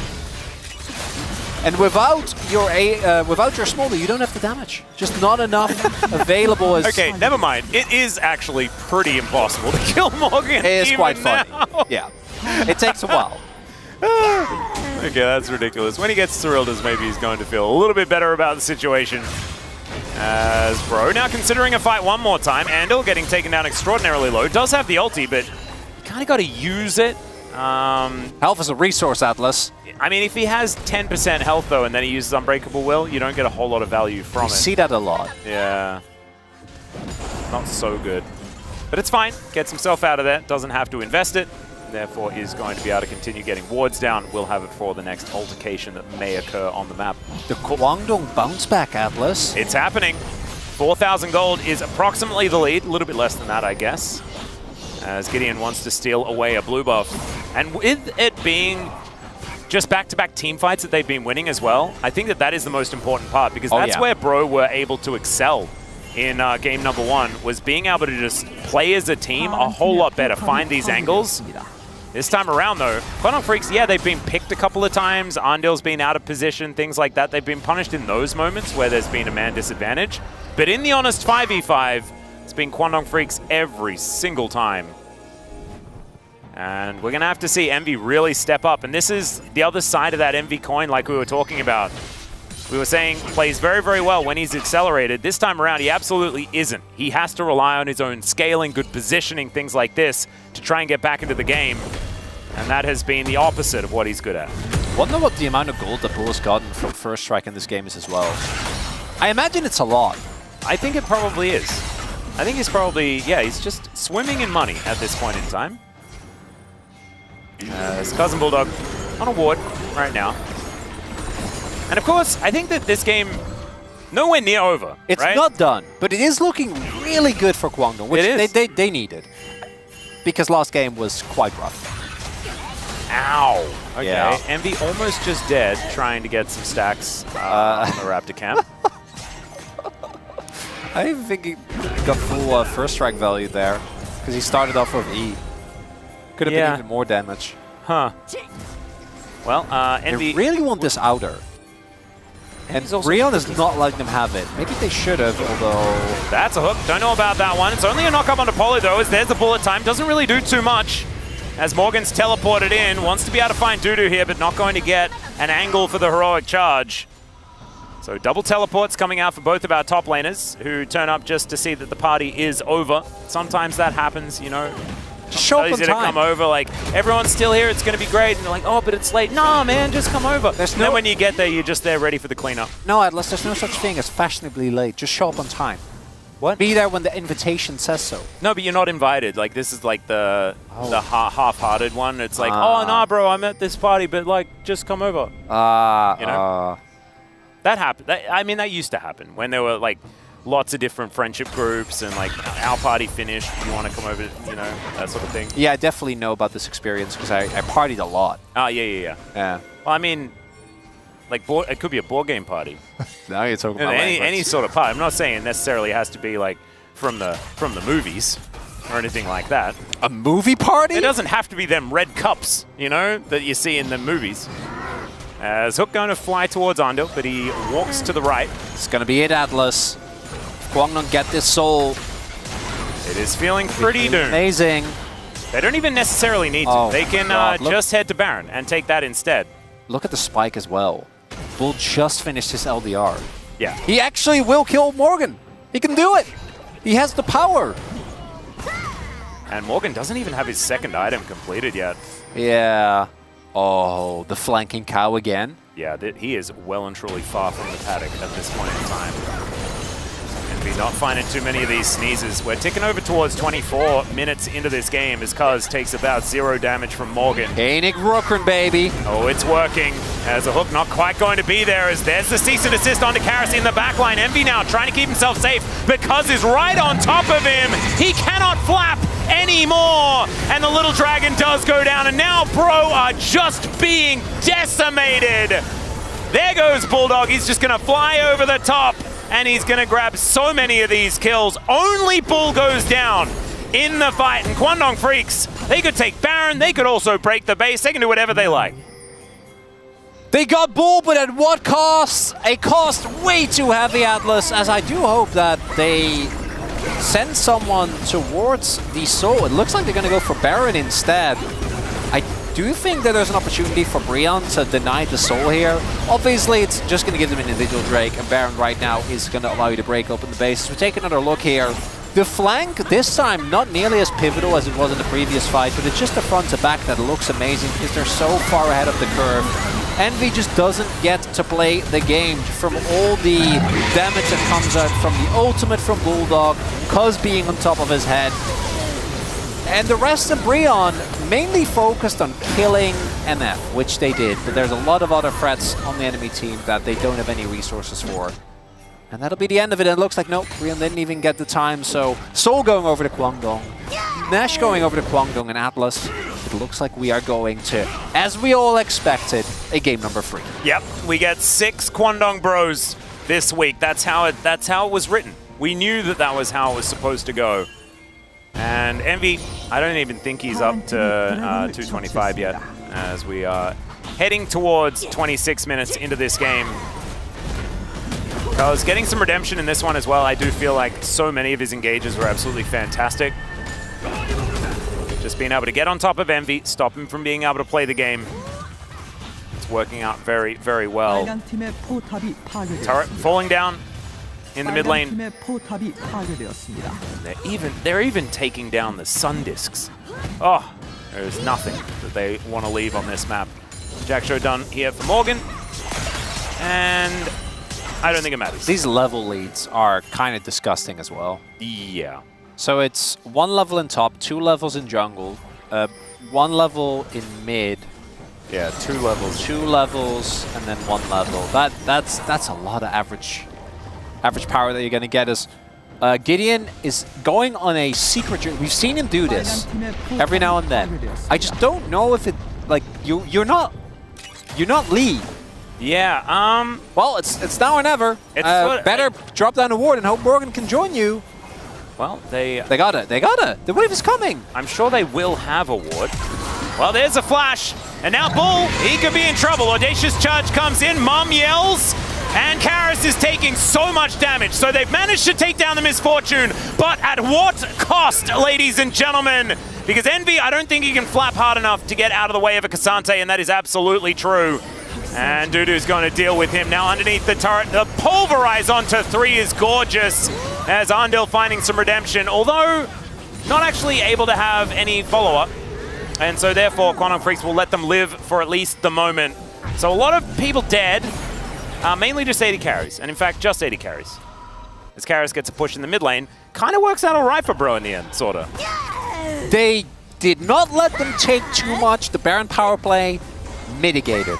Doesn't solve your issues. Here we see as well, the amount of time that Bull stays alive, just because of the shield that he has, is kind of ridiculous. And by the time that Envy actually does take him down, Dudu is there, and Gideon knows that he can't keep Envy safe, so just decides the better of it, just runs away.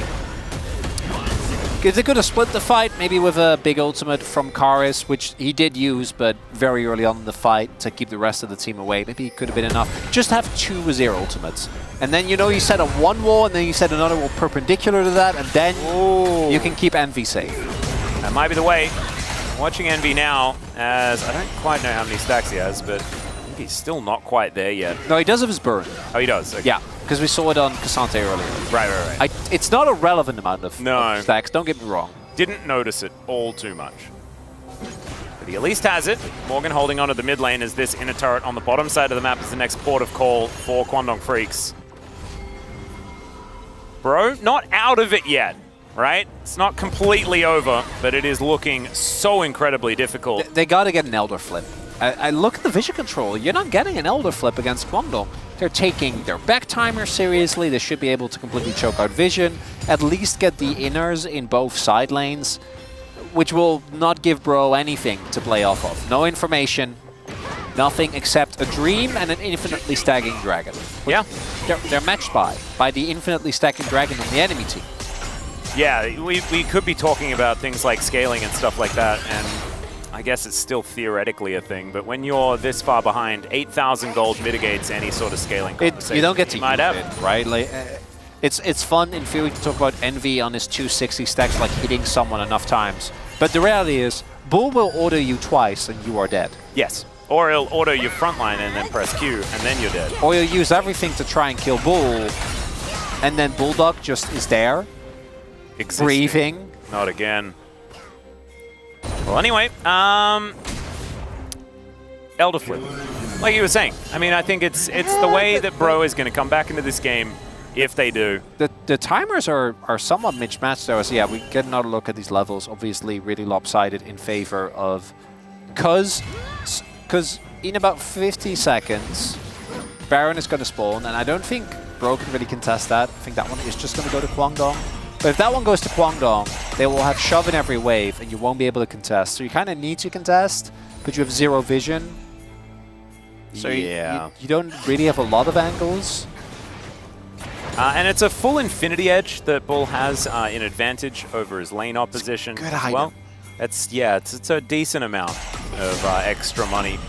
Karis has been, continuing to farm and things like that. He's not too far behind Bulldog. Bulldog now has his Zhonya's as well as his core. And I just can't find the good news story for the Bro fans outside of the fact that we get another game in this series. Peak content. Yep. You gotta maximize the gameplay. Yeah, they can set up vision, but it's 35 seconds before this spawns. Yeah. So this is the problem. If it was like 20 seconds earlier, this is a trade you can make. Right now, it's not really a trade you can make. Everyone on Kwangdong is just going to back. You won't be able to rush it out. You get mid prio, so for a little bit until the dragon with Baron buff comes in. Well, there you go. Mid prio's gone. Well, mid prio is gone, but if you just don't care about your base and your turrets and stuff, they do have priority around this Elder. The Hail Mary, 10k gold down. Can they make it happen? Well, there's a steadfast presence. That is going to deny Cuz as he makes his way in. Mum gets aggressive. That's a great pulverize into the backline, but the follow-up, not quite there. Now Dudu's going to turn up, and oh my goodness, the entire sky just fell down on top of Bro. Morgan's going to get breathed on as it's a triple kill for Bull. And Paris, he's trying to flip this one, and it's just not going to work. Envy's going to be taken down. We'll have to settle for the Quadra as Bull collects that. Bulldog collects that kill. Bull has the Quadra under his belt, and now he's going to have a dead Nexus under his belt as well. Kwangdong strike back in game number 2. Much cleaner game than the last one. They dial back the scaling just a bit, making sure that they have a bot lane with pressure. And Bull and Ondil, really the big standouts for me in this one. Bulldog, he's just the guy. He's just in the back. He's living his best life. No one's threatening him because there is an NF that needs to be taken down. And large in part to do with the cow, who was able to protect this misfortune for the entirety of the game from the laning phase until the very end. Yeah, he had some fumbles, but I think the amount of aggression from Ondil, really fantastic to see after a difficult game number 1. Particularly for a player that we know has struggled with his mental, for a player that isn't that experienced in the LCK, having these type of big bounce back plays and being willing to continue making these aggressive plays, to still take the risks. Because with every engage, you run the risk of just looking very silly. If you mess up a combo, if you don't get the enemy Smolder right where he needs to be. But fortunately, that 1-2 punch of him and Cuz did exactly that every single fight. Yeah, and I really like that flanking play that we saw earlier on as well, you know, able to get in there. That's one of those plays like you're talking about. If the enemy team just engages while you're not there, you can look very, very silly, but they held them at bay. They went in at the right times. I feel like the coordination absolutely on point there as well. So much of it, though, Chronicler, in my mind, comes down to the bottom lane finding an advantage early. And I think Smolder just isn't the type of champion that Envy should be placed on, right? It's just doesn't really feel like the thing for me. But I don't know. We've got a game number 3. We got a game number 3. You got to learn how to play around Smolder. I don't think either of these teams should try again. Yeah, no, I don't think so either. But we have a short break. When we get back, the space, and then game number 3. We'll see who's learned.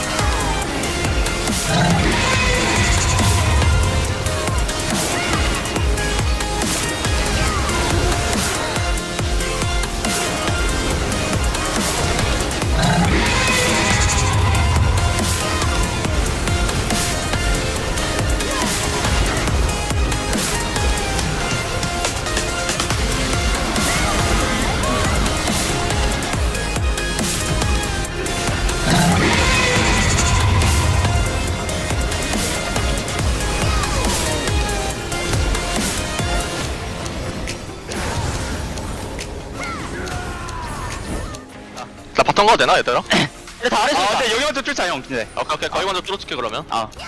살짝 들어갈게 우리. 기다려. 가자. 천천히 앞라인부터 뺄게. 앞라인부터. 왜 이렇게 아프냐? 야 형님. 천천히 봐봐. 이거 앞라인. 오케이. 앞라인 아지르 볼게. 아지르. 잡았어. PP 보자. 뽑지 않고. 이거 봐줄래? 야 잡아. 너플. 얘 너플이야. 라인 가자. 미드 가자. 미드 끝내자.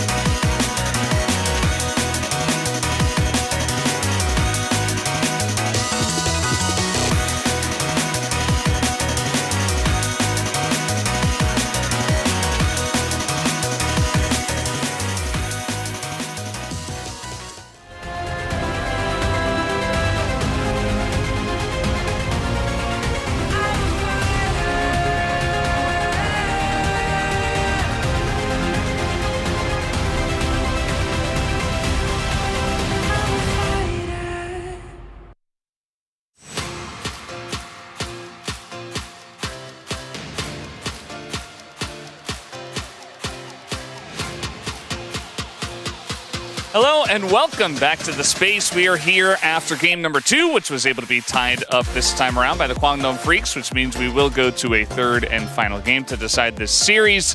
Thoughts on this game, guys? Yeah, I feel like the Smolder never really got the chance to scale up. And honestly, the AoE in these team fights, especially Smolder isn't the longest range carry, but it's so difficult for them to fight it out. Like the Aurelion Soul and the MF started doing crazy damage by the end. Yeah, I mean, if you see the draft, it's just like just first pick with the Vi, and like it's pretty good. You know, like it's a really good answer against the you know, if you know, it's like it's coming, the Smolder's coming especially, and it's bringing the Cassante with a, you know, like the before the first game was like playing the Garion, and he probably realized he should really stop playing and it's like pick up actually the real champion right now. And I think also really like the Asol just matching the scale and has a really great answer with the keeping the distance as well. And yeah, as you said, I think the 4-5, the answer into Smolder, it was like really interesting because I've never thought that is actually the MF Alistar just coming through, and the answer just, it worked really well, the execution wise. It was pretty interesting. It turned out that their team fights, especially from ahead, were pretty amazing, actually, when they had the Vi to just isolate one target, and then the Alistar, which oftentimes actually was starting off the fights, as we'll see in the highlights in just a bit, just holding them down, and then you have MF, of course, and then Aurelion Sol to just put their ults right on top. So, you know, the Smolder was oftentimes running away, the Azir was running away, and it kind of felt like Bro were scrambling for a lot of that game. And we can take a look at the first highlight and watch one of those examples, because this was definitely a good start for Kwangdong Freaks. Yeah, and Andal gets a really nice engage here, interrupts the Nord Hook, gets the flash double knockup, and even though they don't get a ton of damage from the ult, it sets up the fight to start going in their favor, and when the engage comes in, it just feels like a really nice cleanup. You can see Bull just still free hitting this whole time.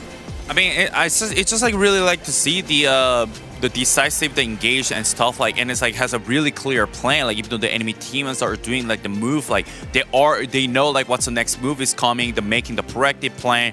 Like this actually made the Kwangdong Freaks like why they actually have these many wins, even though like we didn't really expect it to be like that good. So like I think they should just keep that kind of those kind of stuff that like what they were good at it, and this is a great game that they can I think like really good bouncing back. Yeah, the coordination and the engage potential from some of the guys that you need to be good at that, particularly Andal in this game, was pretty nice to see. So Kwangdong Freaks definitely turning it around from game number 1. We can take a look at the second highlight as well, which is another Drake fight, which once again, Kwangdong Freaks just find another angle. Yeah, and you can see that initially Bro are trying to set up the fight here, but we see this really nice flank end up coming in from Andal on the backside. Tries to get them caught up in the ult from the MF, doesn't quite, but the Aurelion Sol just is so powerful still in these skirmishes.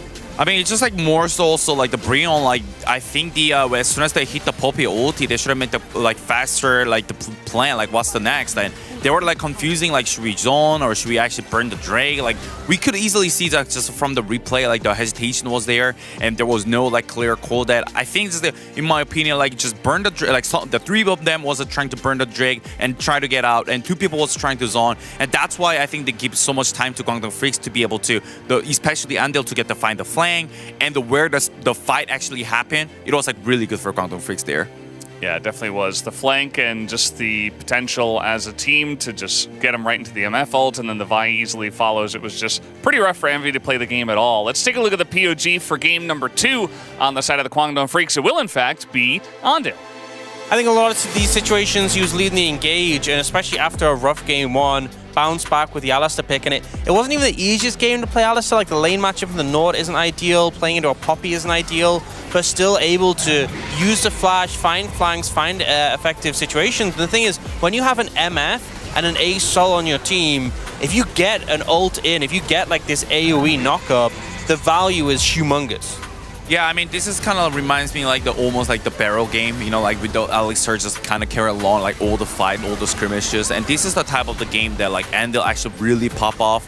Like I think it's really insane, like how like managing to like every single fight, like he was be like really the player that actually impact the win or loses. There you have it, 8 out of 8. And if you guys missed before, of course, we don't have everybody here in the studio today based on the circumstances of this broadcast. So just 8 votes, and all 8 of them went to Ondil. None for Bull for his great MF ults. None for Vi for pressing R a couple of times. We saw some big ults from him and the mid laner, but yeah, it was just all kind of Ondil this time around. Bro have moved over to the blue side for game number 3, and should help them out, you would assume. Yeah, you'd think. I feel like really making sure that you have like the early agency, the engage potential. I think ultimately, as much as Smolder is strong when you get to that point, we've seen him struggle to reach that point, and it just feels like whoever is setting the pace in this game, in these games, comes out ahead. Yeah, it might be a big pig from the Smolder right now, because like I think the both teams like really hard to make the slow pace on the game, and they're also like both teams kind of make a lot of the mistake from the early on, which is like that's not really favor for Smolder. So we probably have to watch on the game 3 what's gonna happen. Yeah, Envy was definitely pretty far behind in that one, but game 3 is a whole new game, and we do have some casters for that game 3. Let's throw it over to them right now. Oh my goodness, he's right. We do have some casters for that game. That's us, Chronicler. We're going to do that. We're going to do the casting for this game. Yes, we are the casters for the game, the third game between OK Membro and Kwangdong Freaks. We are casting as we speak. That is generally the job. Yeah, that's what we do. All right, so blue side for Bro. Worked out in game number 1. We'll see whether it does in game number 2. The thing that is really coming to the surface for me in this series is give agency in the earlier stages of the game to one of the AD carries. That's how it's been proven, right? Both of these players just seem a bit lost if they don't have a lead.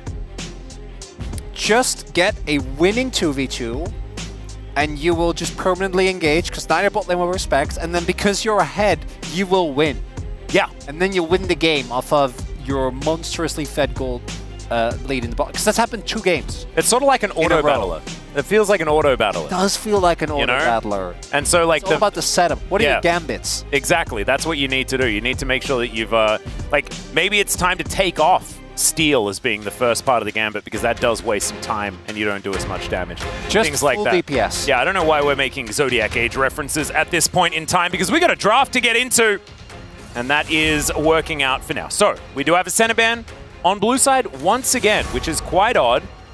Just showing that Envy and Polo do not want to be playing it. They want an honest bottom lane.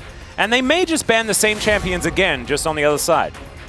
It is not an Envy champion. No. Senna. It goes against the spirit of everything he stands for.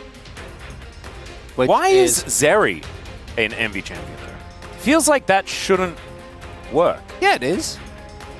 You go in and you boom them. Yeah, you die. But you don't have all of that power early, so oftentimes no, but you fall still behind. go in level 6 and you boom them or you die. Ah, right, okay. So the level, the level 6 stay even Atlas, for a bit longer. Yeah, We've seen that one 1,000,000 times. True. I was just thinking like, but what do you do until then? I don't know. Yeah. Try to farm, maybe? Well, Azir once again going to go into the hands of Karis. The dragon, obviously, still there as the answer.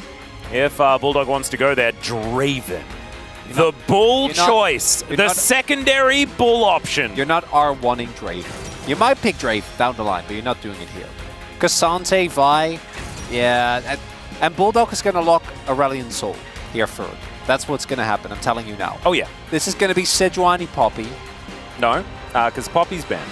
Oh, you're right. Oh. Wait, a new Sejuani Udyr? Oh my goodness! As long as it's not Renekton. We sold that and we don't want to see it again. Sejuani Caitlyn. Sejuani Ashe. Sejuani Camille? Sejuani Ashe actually doesn't sound too bad to me at all. Don't mind that one bit. You are very right. It won't happen. Oh, of course. How can I forget? There we are. It's Sejuani Aatrox. Bulldog realizing that early game winning is the key to winning the game, but Karma's win rate has been very rough. I don't mind Bulldog just playing ASOL again. The ASOL was not the problem in either of the games. No? Bulldog is really growing into this mega consistent DPS mage threat. It's so cool because his laning phase used to be so questionable when he debuted last year. And he would just die in the 1v1 many a time. But seeing him grow this split has been one of my favorite things about watching Kwangdong play. He's definitely looked better and better. He started off at a pretty low point, to be perfectly honest, in comparison to what we were expecting from Bulldog, even after last year. Zeri and Kaiser, both of them going to be banned away, both of Envy's staples, especially at this point, after seeing him play the Kaiser so well in game number 1. Ash. I think there ban's a good idea, so there it goes. So you pick Nautilus, they're going to pick something, and then you pick Draven. All right. Doesn't sound too bad to me.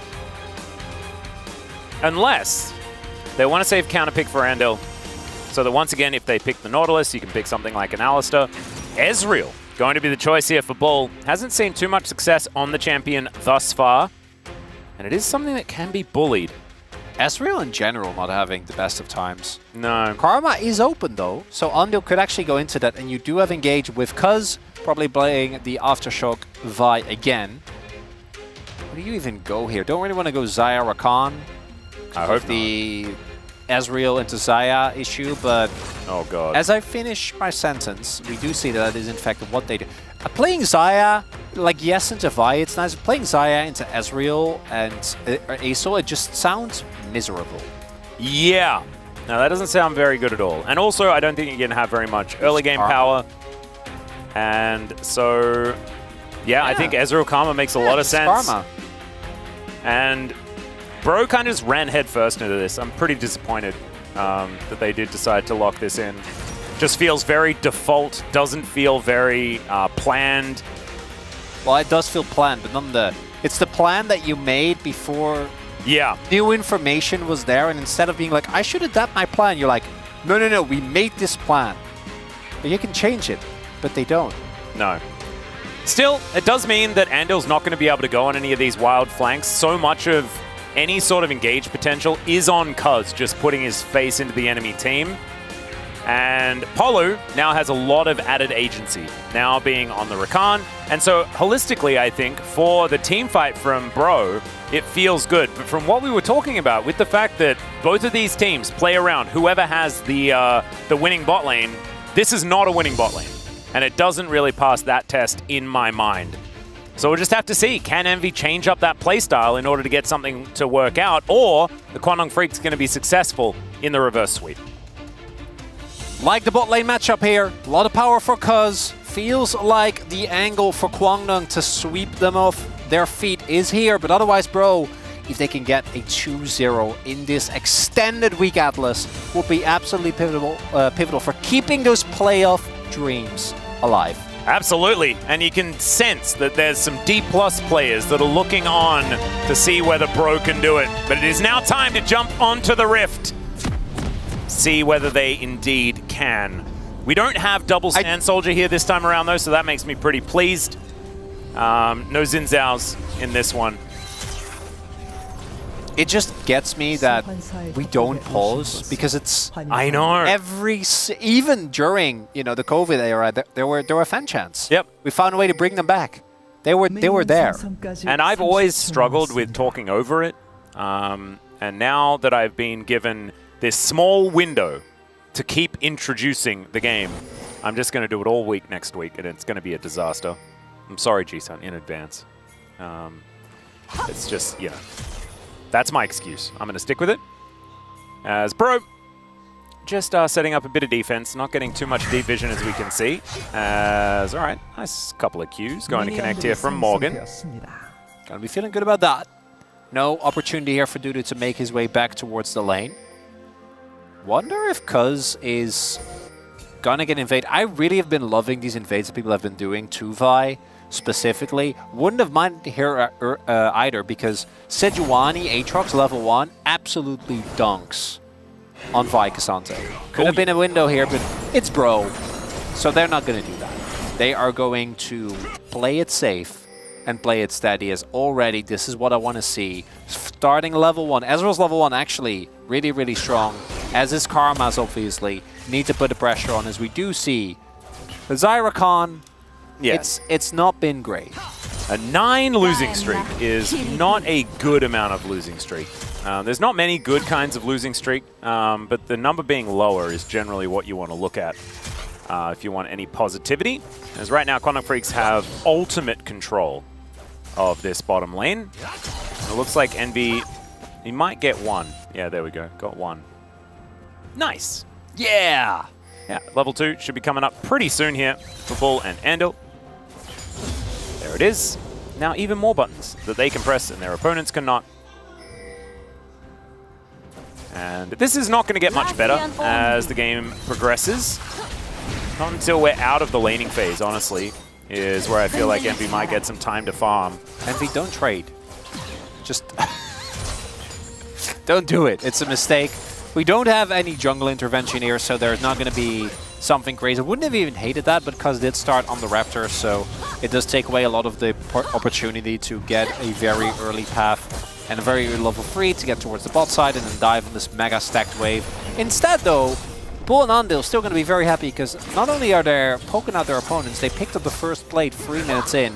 And they're going to continue doing this. They have a pretty decent amount of vision coverage as well. And with Cuz also on the bottom half of the map, they're not going to be too scared of any possible pressure coming out from the Sejuani. He also had a ward there on the Raptors, so they have a pretty good idea. And right from the get-go, this is what has been a deciding factor in these last 2 games. It's looking good for Kwangdong.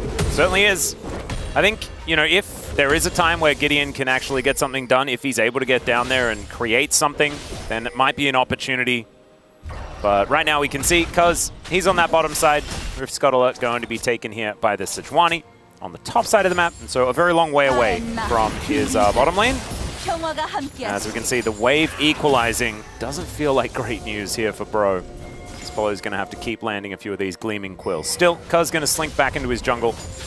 It's going to give a little bit of respite, perhaps, to this bottom lane, who doesn't have very much vision of what's going on around this map. Gideon moving into Cuz's jungle right now, does have vision, knows that he's coming back. See whether he can smite this one away, as it looks like he will be able to do so. And now in the bottom lane, they're going for it. Bull has been ignited, actually takes a lot of damage. Somehow, Bro get themselves to the point where it's a good trade and Bull misses a cannon. It's kind of good news. Short-term trade looking really good there, trading 2 sums for 2 sums. I imagine Bull just got caught in either a Feather Recall or Paulo found him with a Grand Entrance. Cuz did pick up the small Raptors with his E, so not the end of the world. Definitely a nice little move from Gideon, though, who is going to forego some of his early, or rather gain early tempo by giving up a first back and instead going straight into a second clear. Imagine that after finishing his top side, he is going to go towards the back. Might want to look towards a bot side play as well. Zandil going to be looking for the cancel, but does actually get it. That is quite nice. Paulo is going to have to back himself here. That might be an opportunity for Kwangdong to maybe look towards this dragon. Fi's early dragon taking capabilities very, very strong. Thanks to the damage on OW. Could be an angle here for the Freaks if they want to try and get a cheeky early lead. Hextech going to be the first dragon as well, so even a cheeky Hextech Drake going to feel pretty powerful as this game goes on. You have a slight lead when it comes to CS and things around the map. As Infernal Chain's going to connect onto Dudu here. Morgan finding a few of these Qs, but he's going to have to catch the wave that is crashing into his turret. So we'll have to let the Cassante be for the moment. Gideon on a ward. Karis moving over as well. Does spot out that Cuz is now in the brush. Gets punched for it. As Andil not going to be able to snare Gideon. And he is going to realize that there is in fact some information in his jungle. We'll clear that one out for himself. Top lane completely even, mid lane completely even, and a slight advantage for Bull continues here towards the bottom lane. It's not actually as bad as you might expect, honestly. Keeping it towards a wave for the Zyra Khan, probably not feeling too bad. As Envy and Paulo now actually able to feel like they can move out into this lane as good knock-up onto Andil, but he's just immediately going to walk back to them. Bull not pressing his E button as Cuz moves down as well. Vault Breaker comes in and Envy manages to get the inside track as now Cuz could be in trouble. Bulldog's moved over, but Karis is here too. Emperor's Divide comes down as Envy in a decent position was looking for that kill on a Cuz, but now may have overstepped. Karis has to flash, and he might also just be dead as Bull just grabs onto him. Polu able to get out of there with the Grand Entrance, but it's Bulldog that just sails over the wall and grabs the kill. Kwangdong Freaks 2-0 to start this one off. These longer fights you need to be sure that you win them, because against Ezreal and against Aurelion, there is no escape. You are in it for the all-in. Crucially there, so much damage ends up going into Cuz, who plays this early skirmish beautifully. They feel confident taking this Kwangdong, that is, due to the fact that Asol in these type of plays is generally going to be early rock and roam. They end up arriving about the same time, but thanks to the ultimate from Bulldog, who draws a lot of attention, combined with the fact that Cuz's Aftershock and flashes out of the play, there is not enough damage and not enough cooldowns still available for Brion, and then the moment you start losing, you're never getting away, ever. Between Arcane Shift and Bulldog just ignoring walls completely, it is a really big early win, and as we have mentioned, early leads have been everything up in this series so far. Now Polo taking a bit of damage here, does have to exit, and does so. Andil just going to take down some vision. Dudu doing the same thing here towards the top side of the map. The map going dark for Brion. And Kwangdong Freaks, this is the kind of play that I was really scared of when I saw the Zyra Khan coming in. I think that Bro needs, like, it's the only lane that they require agency in. That's what it all comes down to for me as I've been watching this team. Topside has just been good, even when this team was struggling. Yeah, it's just been fine. And the thing is, Morgan and even Karis are pretty good at playing losing matchups to not lose. But Bro don't know, their bottom lane does not know how to play to not lose. So does Kwangdong's, but they've been winning a lot. No, precisely. And this is the thing, this is like the opposite momentum of the same playstyle. And Kwangdong Freaks, they've been doing a lot more winning. Apart from in this series, and against Bro in general. Can even out the scoreline, would be 3-3 on the season if Kwangdong Freaks are able to win this one, and they're in a great position to do so. About a 1,500 gold lead. And this Drake finally going to get a look in. Gideon going to move on over. We'll spot that Cuz is doing it, but Andil's going to have the first roam as now Bull. Arcane Shift out of the grand entrance. Envy now looking for some damage here as Cuz taking a lot as well. Cuz having the inside track, but there's the Drake as well. Still, Karis locks it down. Gideon going to be able to grab the Dragon. Emperor's Divide goes wide, but they do get a lot more. Now Andil, he's going to have to run back. Very split on the fight at Kwangdong Freaks. Some question mark pings gonna come out there, I imagine, with Cuz's play. Feels very confident, but can't quite take that much damage. I think Gideon actually got double passive proc, which can be a surprising amount of damage coming in. So first gets it just by fighting with Cuz, then gets the follow-up by using his ultimate, and that's gonna be the first Dragon going over. As we take another look here, so Cuz starts it off, he's already tanking the Dragon, which is a lot of damage right from the get-go. Then he starts up the fight. We have passive number one. Immediately doesn't even need the proc, but just sets him up for a guaranteed ultimate.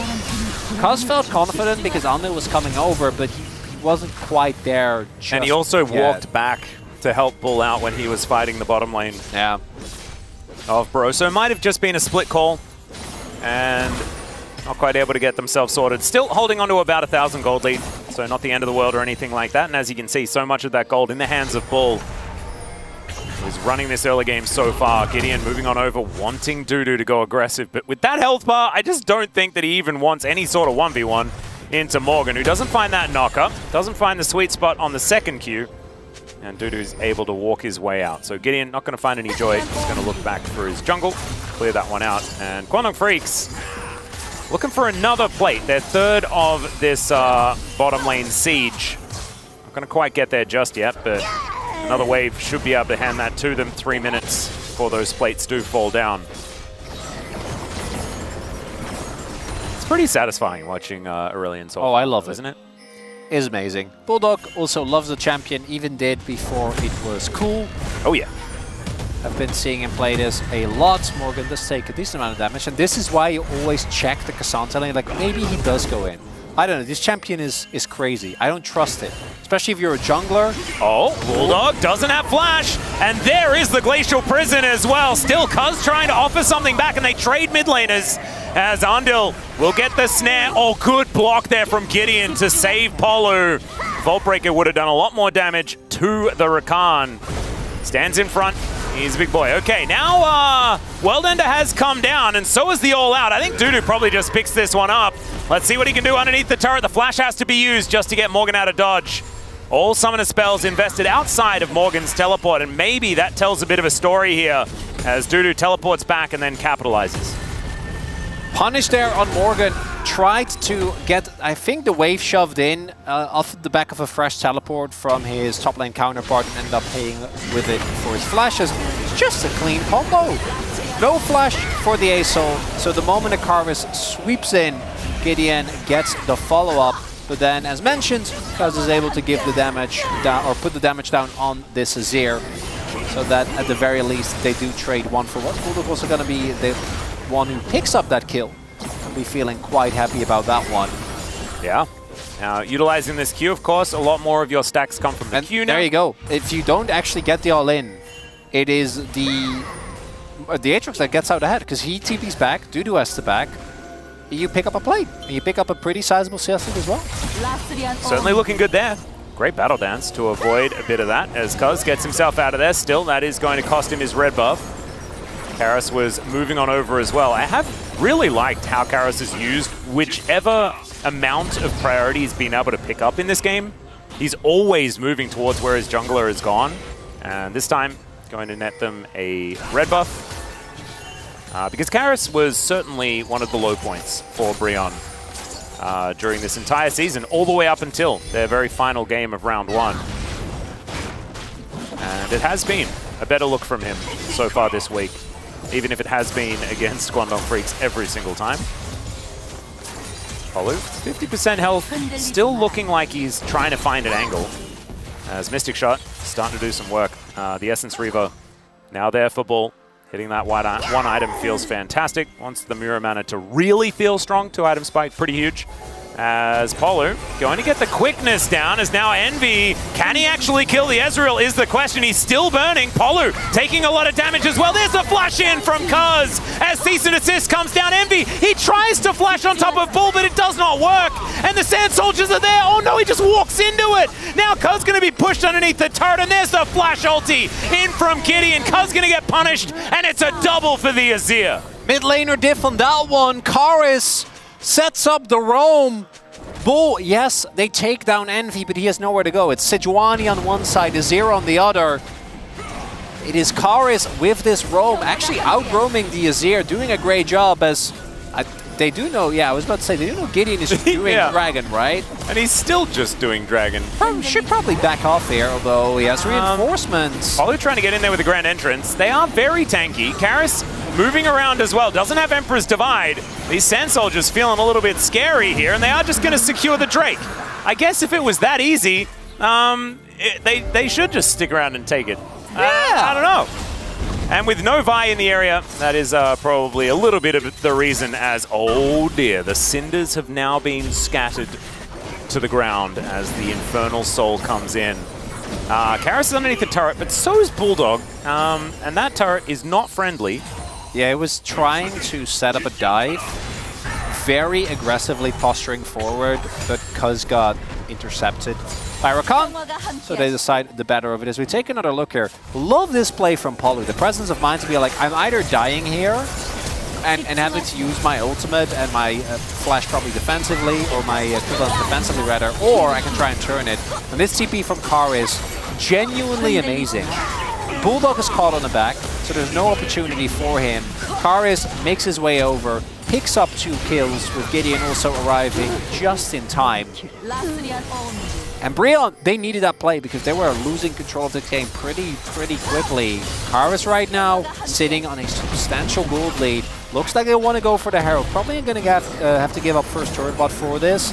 And the call from Guangdong very clearly also has been, we win the late. Like, we can play for scaling with this Asol. We are confident that we can win even in the later stage of the game because they have been evading a lot of plays just in favor. Oh dear. Karis is a man on a mission today. He's finding everyone. Either a flash or a kill every time he's used the ult. He's not stopping.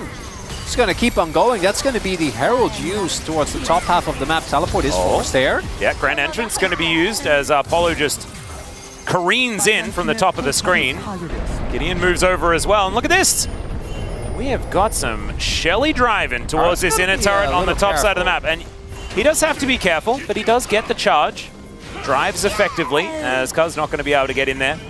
Sets up the Sun Disc as well. That means that Cuz is going to have to back away. Bulldog not quite able to get there in time. Arndil, similar story.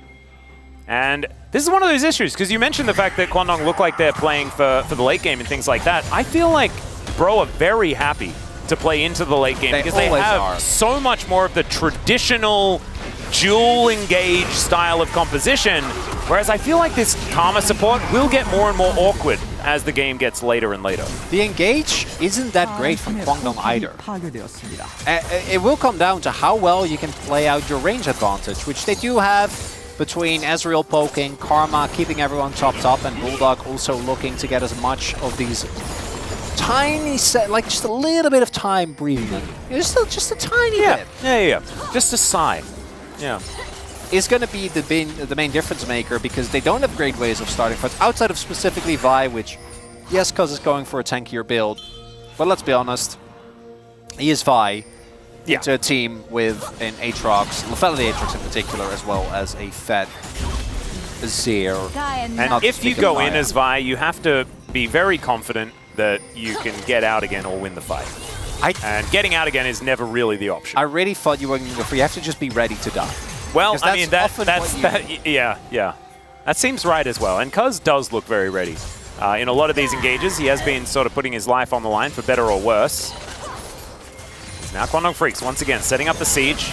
Gideon just walks into the minion wave and says, all right, Bull, bring it.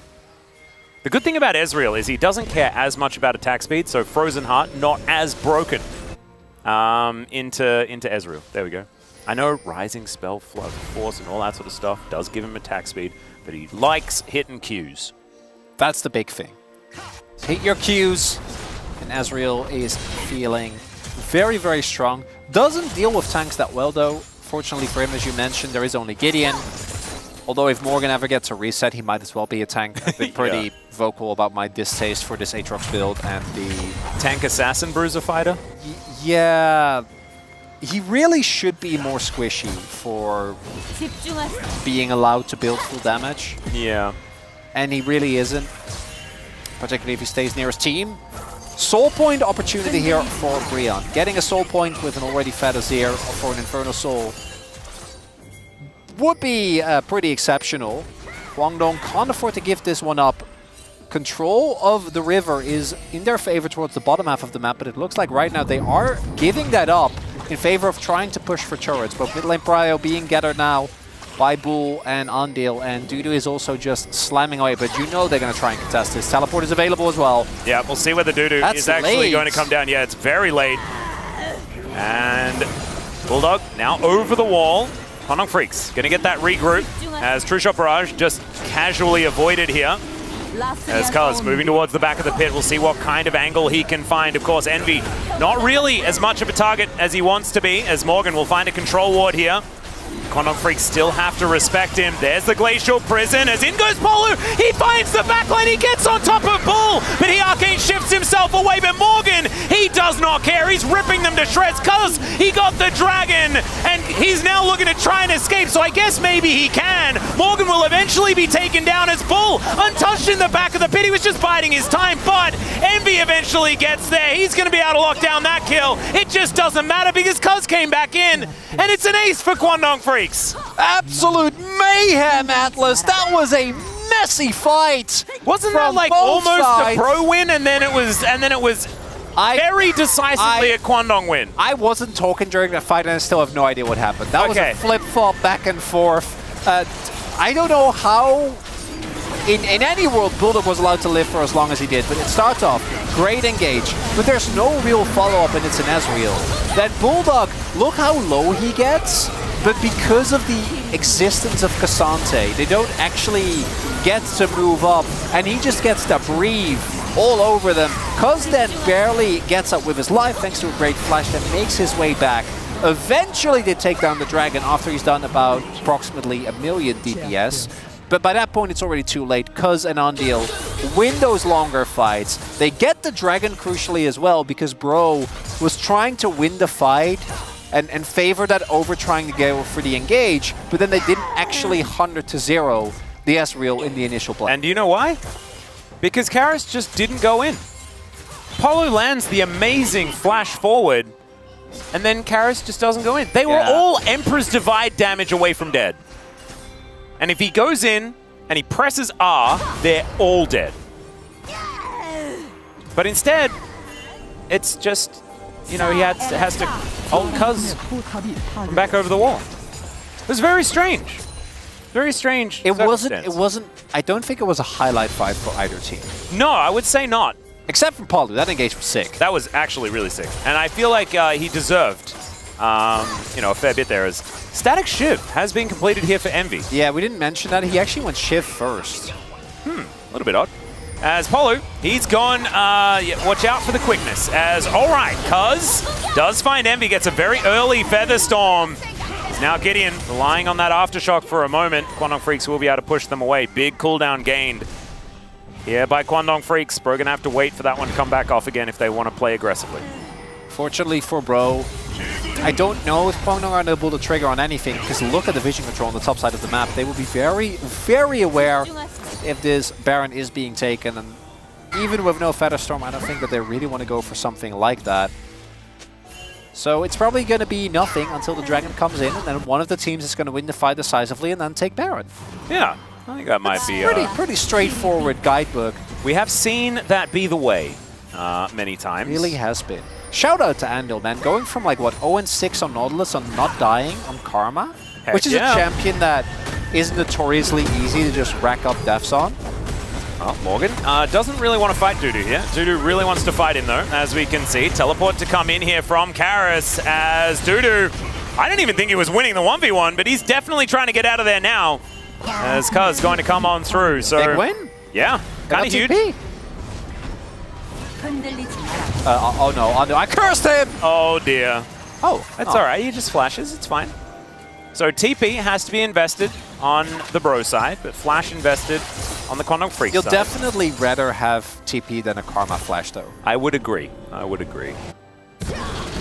It's a bit of a shame that they managed to get that TP, because it looked like Morgan was actually having a pretty good time, although maybe Dudu changes his playstyle. It is, yeah, it is Kasante as well. So you never run really the risk, know. but you never really know. The fact that he's winning while going for an MR item second is actually just... I know he has Bramble Vest and he has Iceborne and the boots, but... No, it's pretty silly. He is a tank, and he did build a full MR item and still almost won that fight. Just shows that apparently lethality does not fare so well to a lot of armor. No, but the fact that Dudu almost won that. I know, but he's got a bit of armor, you know? Yeah. He's got 1.5 armor items. Maybe that's enough. As Polu's still on fire. Yeah, there is a Glacial Prison. They're going to look for Andil because he doesn't have a flash. Morgan going to be able to find the backline as well, as Bull has to get the heck out of there. The Ignite's ticking and boom goes the bot lane. So now 3 versus 4, but you can see the health bars of Kwangdong Freaks. They still want this Emperor's Divide. This time used beautifully. And MB's dead, so a lot of the consistent damage is now missing, and Bulldog is still here. He is so scary. Morgan trying to stand his ground. Look at this turn, though, as Bro are just going to get torn to shreds. The Aatrox's going to be taken out now. Karis is just getting breathed on. Oh, but just almost dies to the Comet. And it does make sense. We've got a very celestial dragon here, and he will be able to shift his way out of there. But that was basically a 3v4 for most of that, and Kwangdong Freaks handily won. 80 carry being the pivotal point. That's bait, says Kwangdong. As the engage on Andil looks good initially, but he stays alive for, I think, way longer than they were expecting. Gideon. The good old RW. Pushing the trigger there as we take another look at the fight. Starting this up from Brion to force out a TP. I don't mind that. And I know that there's no flash, but trying to make this play happen on Karma really doesn't end up paying off. Stays alive for a decent amount of time, and Morgan doesn't actually get to go on top of Bulldog, even with the reset that he gets. And then this is the nightmare scenario, where you have 2 beefy frontliners, and Aesol just slowly eroding everyone's health bar. Like, look at Bulldog. He's untouched because you can't get past this Kasante. Yeah. You can't get past this Vi. And now the flip side. Yeah. Baron down to 50% health, but we're looking for the team fight here as Envy has to press the ultimate button, does so to dodge the dragon, and now they've realized who the true carry is, Chronicler, and Morgan has said that it's him. Bull taking a lot of damage, even the Cassante is struggling. Envy was free hitting, but now he's gonna get Arcane shifted on. I don't know about that though, because Karis and Morgan are right there to pick it up. Oh, Bull, I don't, like, you got the kill. You got the kill. We can't fault you for that. Yes, we can! They could have never done Mash if he does in the end! No, what I'm saying is you can't say that he didn't get the kill. Because he did get the kill. Yeah, just lawyer me. They're good enough, Atlas. As we take another look here, the teleport from Morgan, the main difference maker in this one for me. Envy getting insane amount of value in Bulldog after the last fight, just gets a little bit too excited with it. Ends up going down and they need his damage. They really, really do. But it's not all disaster, because they can, yeah, Dudu dies. But did Polu battle dance Envy and the cease and desist went on Polu because they were sharing pixels? That may have actually just been a thing that won them the fight. That might have been the difference maker, yeah. That's kind of nutty if that is what happened. I would still, even given how close that fight was, I would put the main issue with trying to engage into a choke point into a Xayah. Yeah, no, probably. And Bulldog, as much as I love this play up until this point, definitely should not have gone that ham for a Xayah with ult still up. I imagine they didn't know the teleport was coming in, because if Morgan isn't there, that play is salvageable, but they did not. Good adaptation from Brodo. Really want to give them credit, because that pivot towards Bulldog, them realizing, oh wait, he's the problem, definitely ended up being a big win for them. All right, Karis, most damage in the game. Actually quite impressive when there is an Ezreal throwing Qs all over the place. Karis, of course, very known for loving the Azir, and once again having a good game, 8, 3, and 6 on this pickup. Next Drake, 2 minutes. We're milling about as if there's a dragon that's alive, but it's not. It's not there yet. Well, I mean, there is one, but that's Bulldog. He's in the mid lane.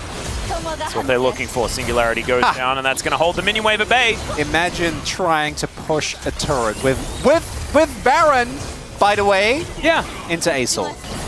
Wow. Yeah. We thought Anivia was bad. She is bad, actually. Yeah. Not a real champion. Oh, right, yeah, true. That kind of bad.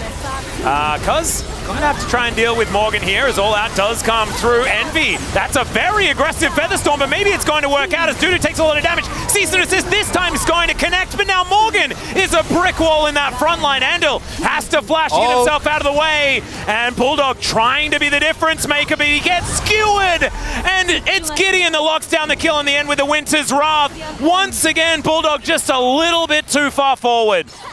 Bull! The lesson of saying Bull or Bulldog, and I get confused. The fact that in the last fight you E forward and you got the kill, but you died and you lost Baron. The lesson of that was not to flash forward in the next fight. If you don't have your arcane shift, though, you have to flash if you want to do that. I will not entertain this train of thought. Let me break down the fight because it looks so good. But crucially, again, Envy, I think, actually does a lot of heavy lifting here, and Polu staying alive, so pivotal. But things are fine. Just back away. Things are fine!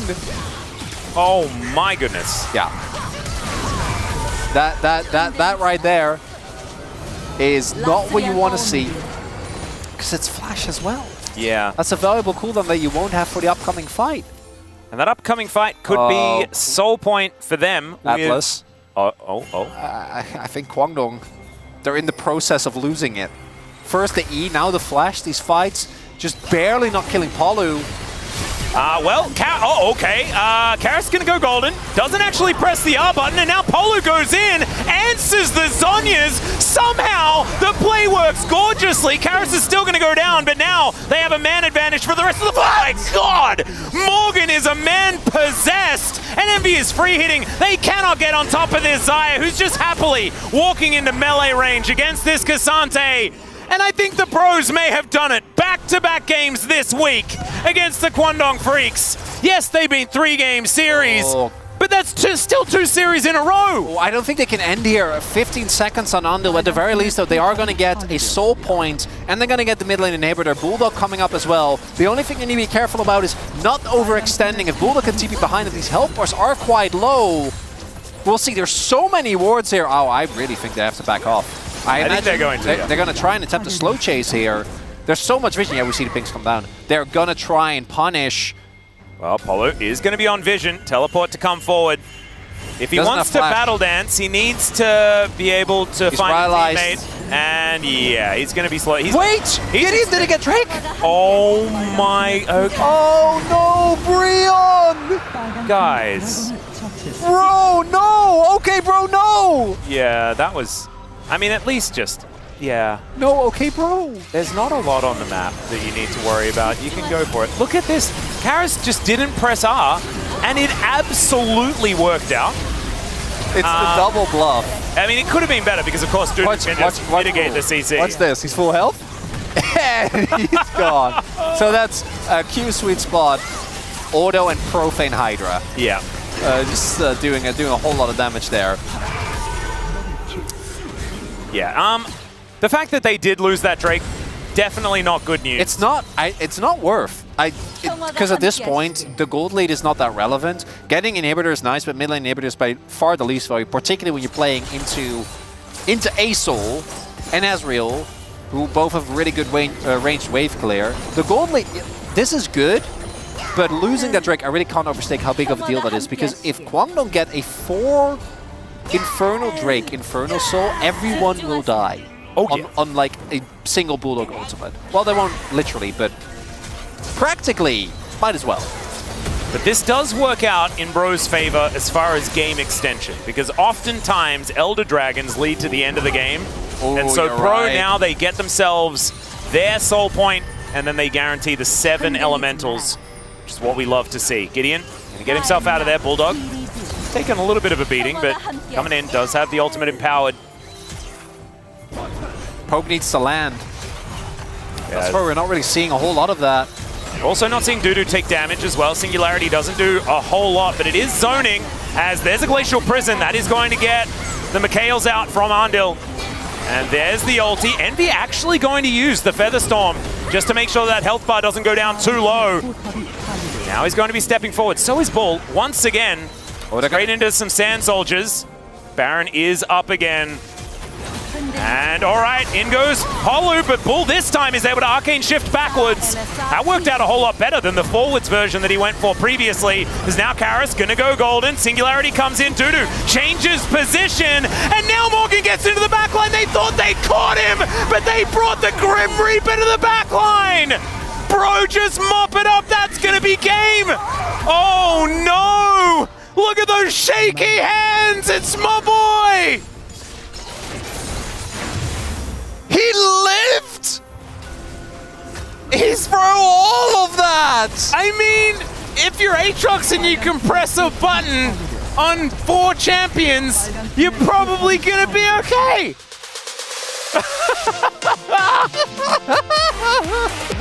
Ooh! Alright. Who do I even vote for? Morgan. There is 600% Morgan.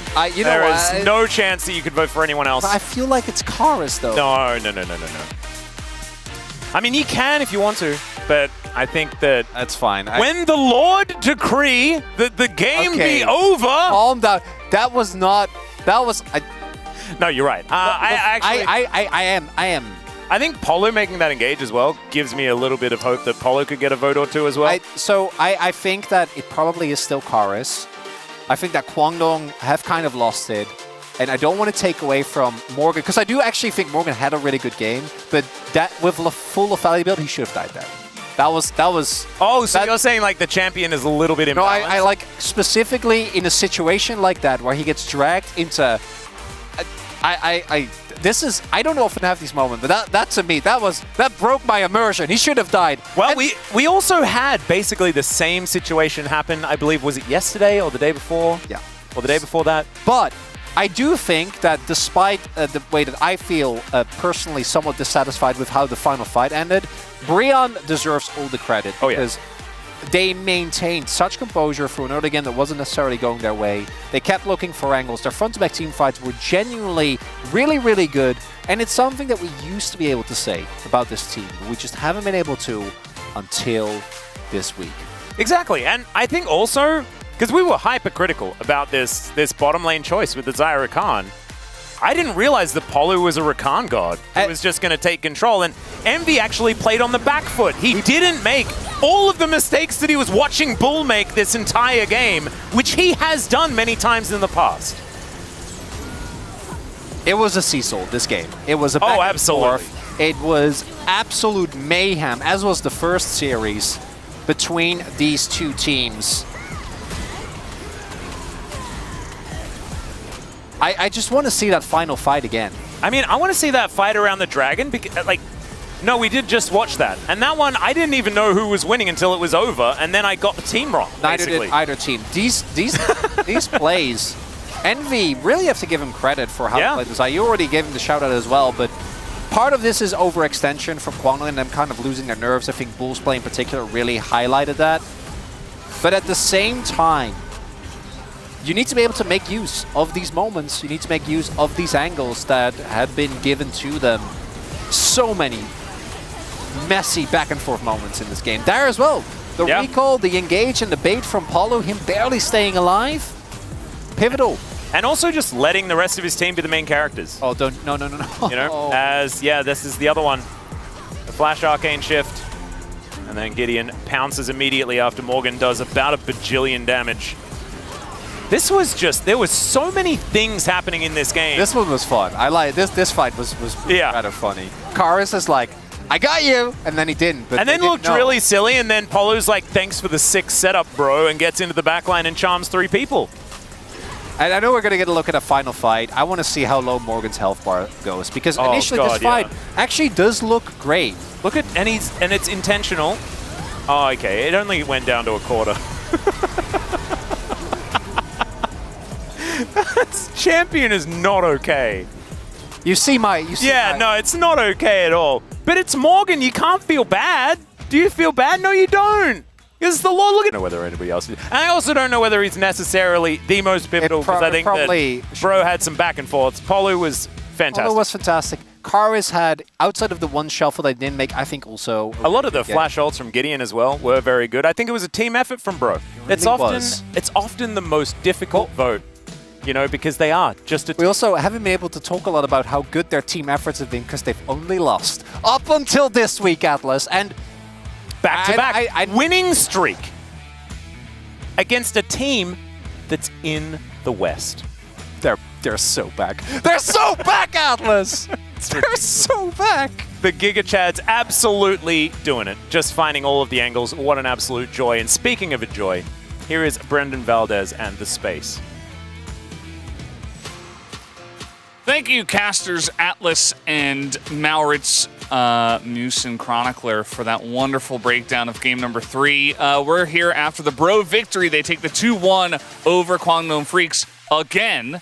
And yes, Kwangdong Freaks didn't have the cleanest gameplay, but I think something has to be said about Bro, who have showed up a couple of matches in a row and are finally looking like a team that's got something going for them. Yeah, I mean, that last game was definitely really scrappy. You know, whenever you watch the fights, it was very chaotic, a lot of people doing different things, but I think the fact that they beat them again kind of highlights this isn't a fluke, you know, to go back-to-back. And again, Kwangdong Freaks have started the season so well, and yes, on the back of these 2 losses, kind of fallen off, but it's not an easy opponent Bro have taken down, so definitely a big resurgence for them.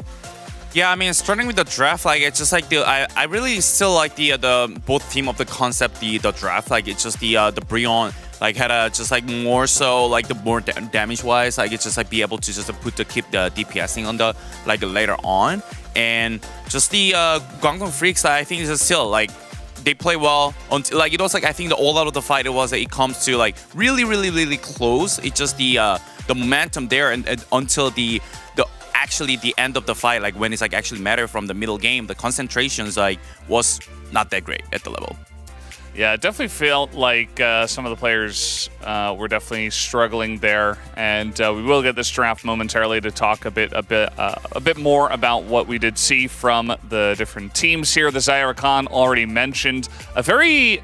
Kind of feels like this is, you know, in a card game they give you like a sample deck of cards. This is kind of like that comp for Bro where it's like, okay, everything is just very standard, straightforward. And then on the other side, you have a bunch of scrappiness. Yeah, and I feel like for the Kwangdong Freaks composition, really, you want to be kind of maintaining your distance and using the range of Ezreal. And it kind of felt like in a lot of situations, it was becoming a bit more tight than maybe they'd hoped for. People getting hit by the Aatrox, you know. Any situation where your Ezreal ends up in range of an Aatrox is generally speaking a bad one. So I think, honestly, the compositions wasn't really the main thing. I do think it was more down to execution, but also the Ez Karma, as much as it had like the strong laner phase against the Xayah Rakan, it just wasn't enough, and we're kind of seeing why teams are really prioritizing this Rakan, despite the fact the laning phase can go rough, just because the value in team fights is so high.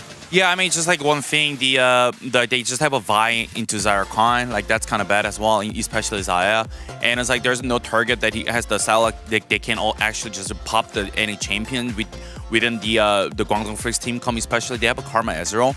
And speaking of the Ezreal Karma, it's just the from the early game, like they should just maintain probably as much as they can. But I didn't really see like it was like any like one-sided fight from the Guangdong Freaks early on. From there, I mean, it just seems like they just haven't really stacked the Drake like much, and like not actually abusing from the lane phase. Like it should be like harder Punisher.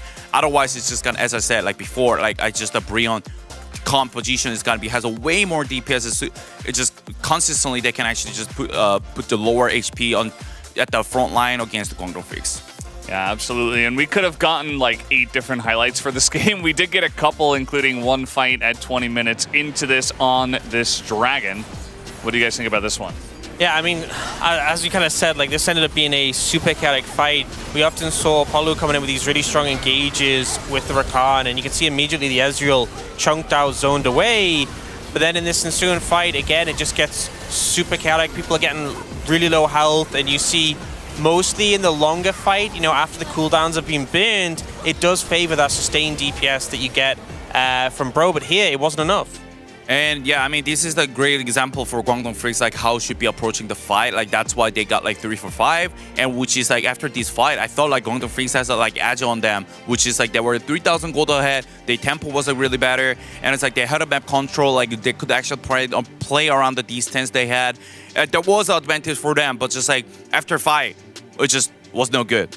Yeah, and they had that scaling with the Aurelion Soul and even the Ezreal, but not really able to utilize it, as we will see in our second highlight here, which, again, very scrappy, but then eventually everybody's just jumping on the Aatrox for some reason. Yeah, and I think this is kind of where they really lacked the ability to cut through the Aatrox convincingly, and the amount of value that's kind of picked up here is kind of massive. Like the A-Sol especially going down so early, when you have a composition with just 2 carries, it's really rough, you know, when one of them goes down, especially when the other's an Ezreal who's still so skill shot relied.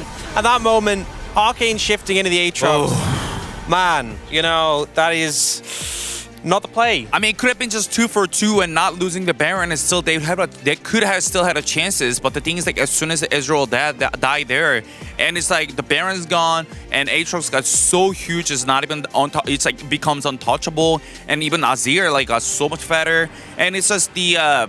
Like as I say, like the Guangdong Freaks, if they're not maintaining the snowball and not the lead, like they will just eventually falls off. I think you have to be so much more disciplined, like playing this composition where you outrange, where you have the Ezreal, and you can't just like, oh, if I jump in, I can finish off this low HP person. It's like maintaining your positioning is so much more important, and continuing to put the damage out. The person who's low health is out the fight anyway. You need to ensure that you're either winning the whole fight or at least trading evenly and not suiciding for 1 kill. Yeah, it definitely felt like Bull was trying to like put the team on his back a bit and was going for these like crazy highlight plays that, you know, potentially just a more balanced kind of position would have been better, as you guys were highlighting. Let's take a look at the POG in this game number 3. It will be Morgan on the Aatrox with a very high damage number. Yeah, I feel like in the later fights was getting, I mean, particularly that last clip we just saw was getting a ton of value.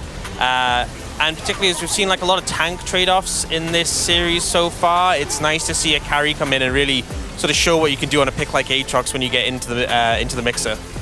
Yeah, I mean, personally, I think he played really, you know, like optimistic, like every single fight, which is like, I think the more so Guangdong Freaks doesn't really fully understand like what probably Aatrox does. Like just jumping in the melee range is like definitely not ideal when Aatrox has every abilities up, especially so up. You're a former pro top laner, Huni. Can you tell me, where do you want to be when you're going up against Aatrox in melee range? Is that where you want to be? I think it's melee range is like it seems pretty strong on Aatrox. Like that's how I figured this today. Like I didn't know. Yeah, right. Like it's so, good to know. Okay, good. That's some good insight. Thank you. Definitely just not jumping into Aatrox the face. Okay, nice. Good to know. So we had some outliers of people who didn't want to vote for the Aatrox who, again, Aatrox loves these kind of fights, right? Where they're super scrappy, people are jumping all over the place, he's getting resets kind of for free. And I think that Morgan, he still played a good game of Aatrox. I do think that, you know, a lot of people were giving him resets for free and kind of giving him angles, but still ends up with the POG victory in the 5-for-8. But guys, we are done with the POG. We have the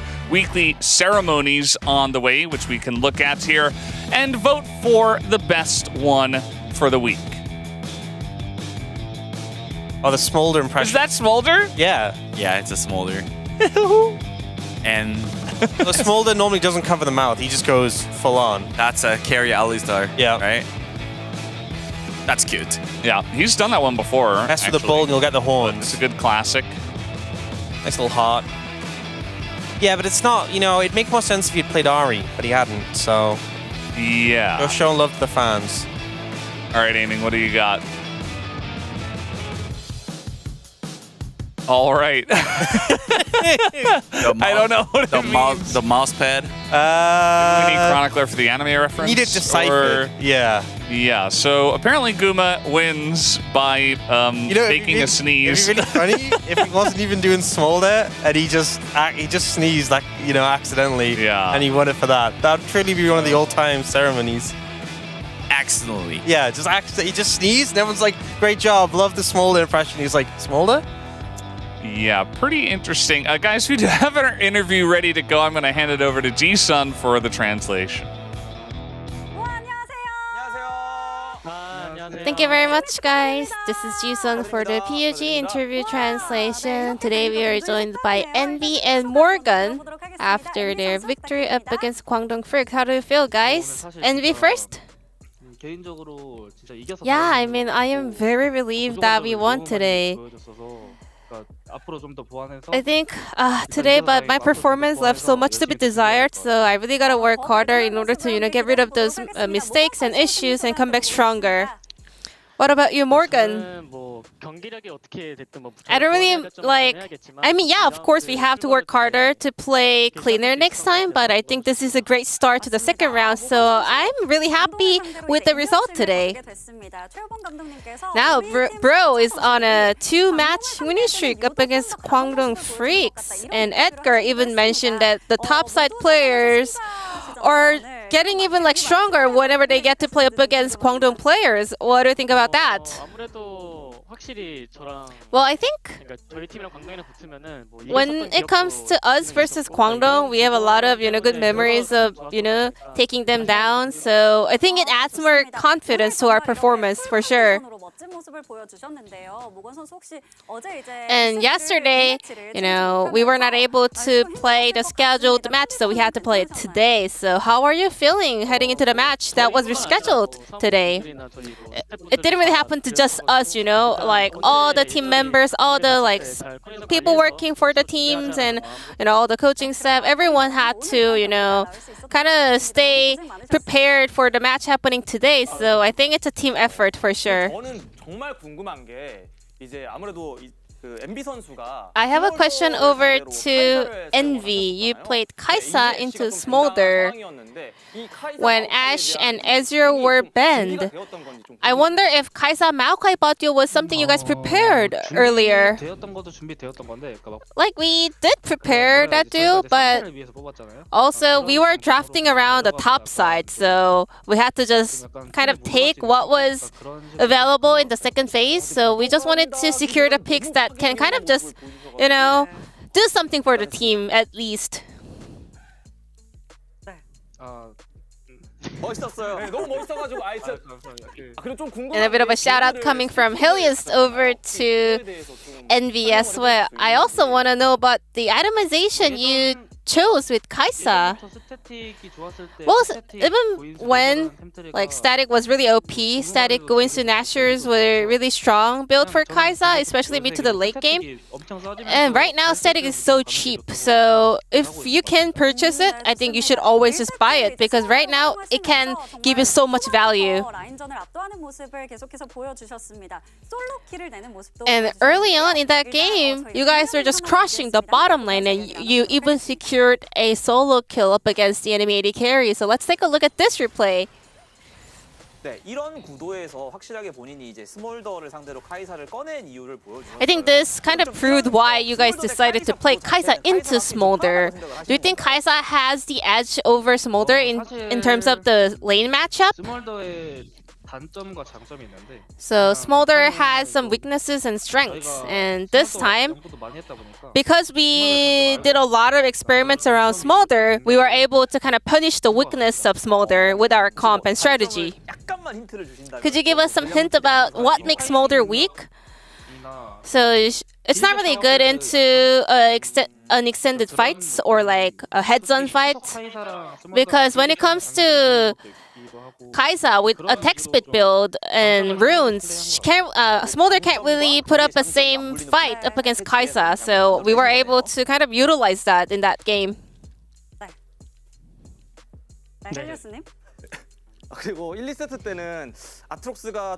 And Morgan, in game 1 and 2, Aatrox was banned, but game 3 it was let through. Do you think Aatrox is the best pick into K'Sante in the current meta? Well, I think it depends. There's a lot of options, but it was pretty obvious that they prepared Asol into Azir, so I was pretty confident in the given matchup, Aatrox will be a big factor. So I was pretty vocal about securing that Aatrox pick when it's available. And I have another question about the Game 3 bottom duo. So far, Xayah Rakan was on a 9-game losing streak before game number 3. But why did you guys opt into Xayah Rakan bottom duo into Azure Karma? Well, to be honest, I think current meta comes down to what you actually get for the top side, you know? You have to get value peaks for the top side. So it's like bottom duo is more about, you know, just choosing what's left available. And we knew that Kwangdong prefers Azure Karma a lot. So, and I was pretty confident that I can just survive and get through lane with Xayah Rakan. So we just wanted to, just hold on until we can hit the power spike and just get through lane without any accidents. Morgan, do you know how many kills happened in game 3? Over 30 kills? It was 45 kills in total. And that was the most kills that we have seen throughout the spring season. I think OK Saving Spank Brion was able to showcase the theme and the concept of your comp. And let's take a look at this replay where OK Saving Spank Bro players were able to kind of focus down onto the enemy Asol. So on the edge of my vision, we could see that they were going for Baron. So I had a really nice flank ward. So I went in and we saw that they were trying to jump on top of Xayah. So we were able to kind of take the fight really well and turn it around. What was the focus point in that team fight? Focusing down on the Asol maybe? Yeah, we were just like shouting, get Soul, and we were good. So we all went in to take down the enemy mid laner with really high late game value, and we were able to win out that fight. And OK Bros, next matchup will be up against D plus Kia. This could be a little bit of a tougher fight maybe. What is your resolution for that match? Well, in fact, I think us as a team and also individual players are doing a great job together and stepping up so much. Our teamwork has become better. So I know it will not be an easy opponent, but as long as we can do our best and prepare the best, we will be able to display the best kind of outcome possible. 네, 저희가 지금 연습을 하는 방식이 I think the way we practice is not about like winning scrims. We really want to make sure that we can kind of improve ourselves and make our performance better. So D plus Kia is one of the stronger teams, but we will make sure to showcase the best performance possible. And this will be the end of the interview from NV Morgan, and back to the space. Thank you. Thank you, Ji-sun, as always, for that awesome translation. Great to hear from Morgan and Envy. They seem in pretty high spirits after their 2 victories against Kwangdong Freaks this week. Let's take a look at the standings, as Kwangdong Freaks are currently in 6th now. Yeah, and it's a big hit. Having that lead over D+, Kwangdong Freaks even being in 5th place really gave them a lot of security, really gave them a comfortable spot when looking towards playoffs. They're still in a decent spot now, 2 series wins ahead of Fearx and much higher game difference, but it's a big hit and they're going to have to make sure they bounce back from this form if they want to keep in line for playoffs and potentially go further than the first round. Yeah, I mean, it really sucks for Kwangdong Freaks, which is they could have been actually above the KT in this week especially, but still, I think also to get the Brion, get the chance to climb up even higher from here. So I think a 2-0 week on the Brion, I think that's also really huge. So I wish, I hope, let's see how it goes on round 2, leftover round 2. Yeah, this is going to be pretty interesting to see the rest of the LCK. Let's take a look at the Week 6 schedule, starting off with matches between Kwangdong Freaks and Gen.G, as well as T1 and OK Savings Bank Brion. Currently, the LCK is actively preparing countermeasures for situations suspected to be DDoS attacks to ensure stable game circumstances for Week 6 matches, guys. And any further updates on this will be announced on LCK's official channels, so make sure you stay tuned for that, and hopefully we can get through this all together. But was a fantastic Monday to spend with you guys, but we're going to sign off for now. Thank you so much for watching, and we'll see you next time.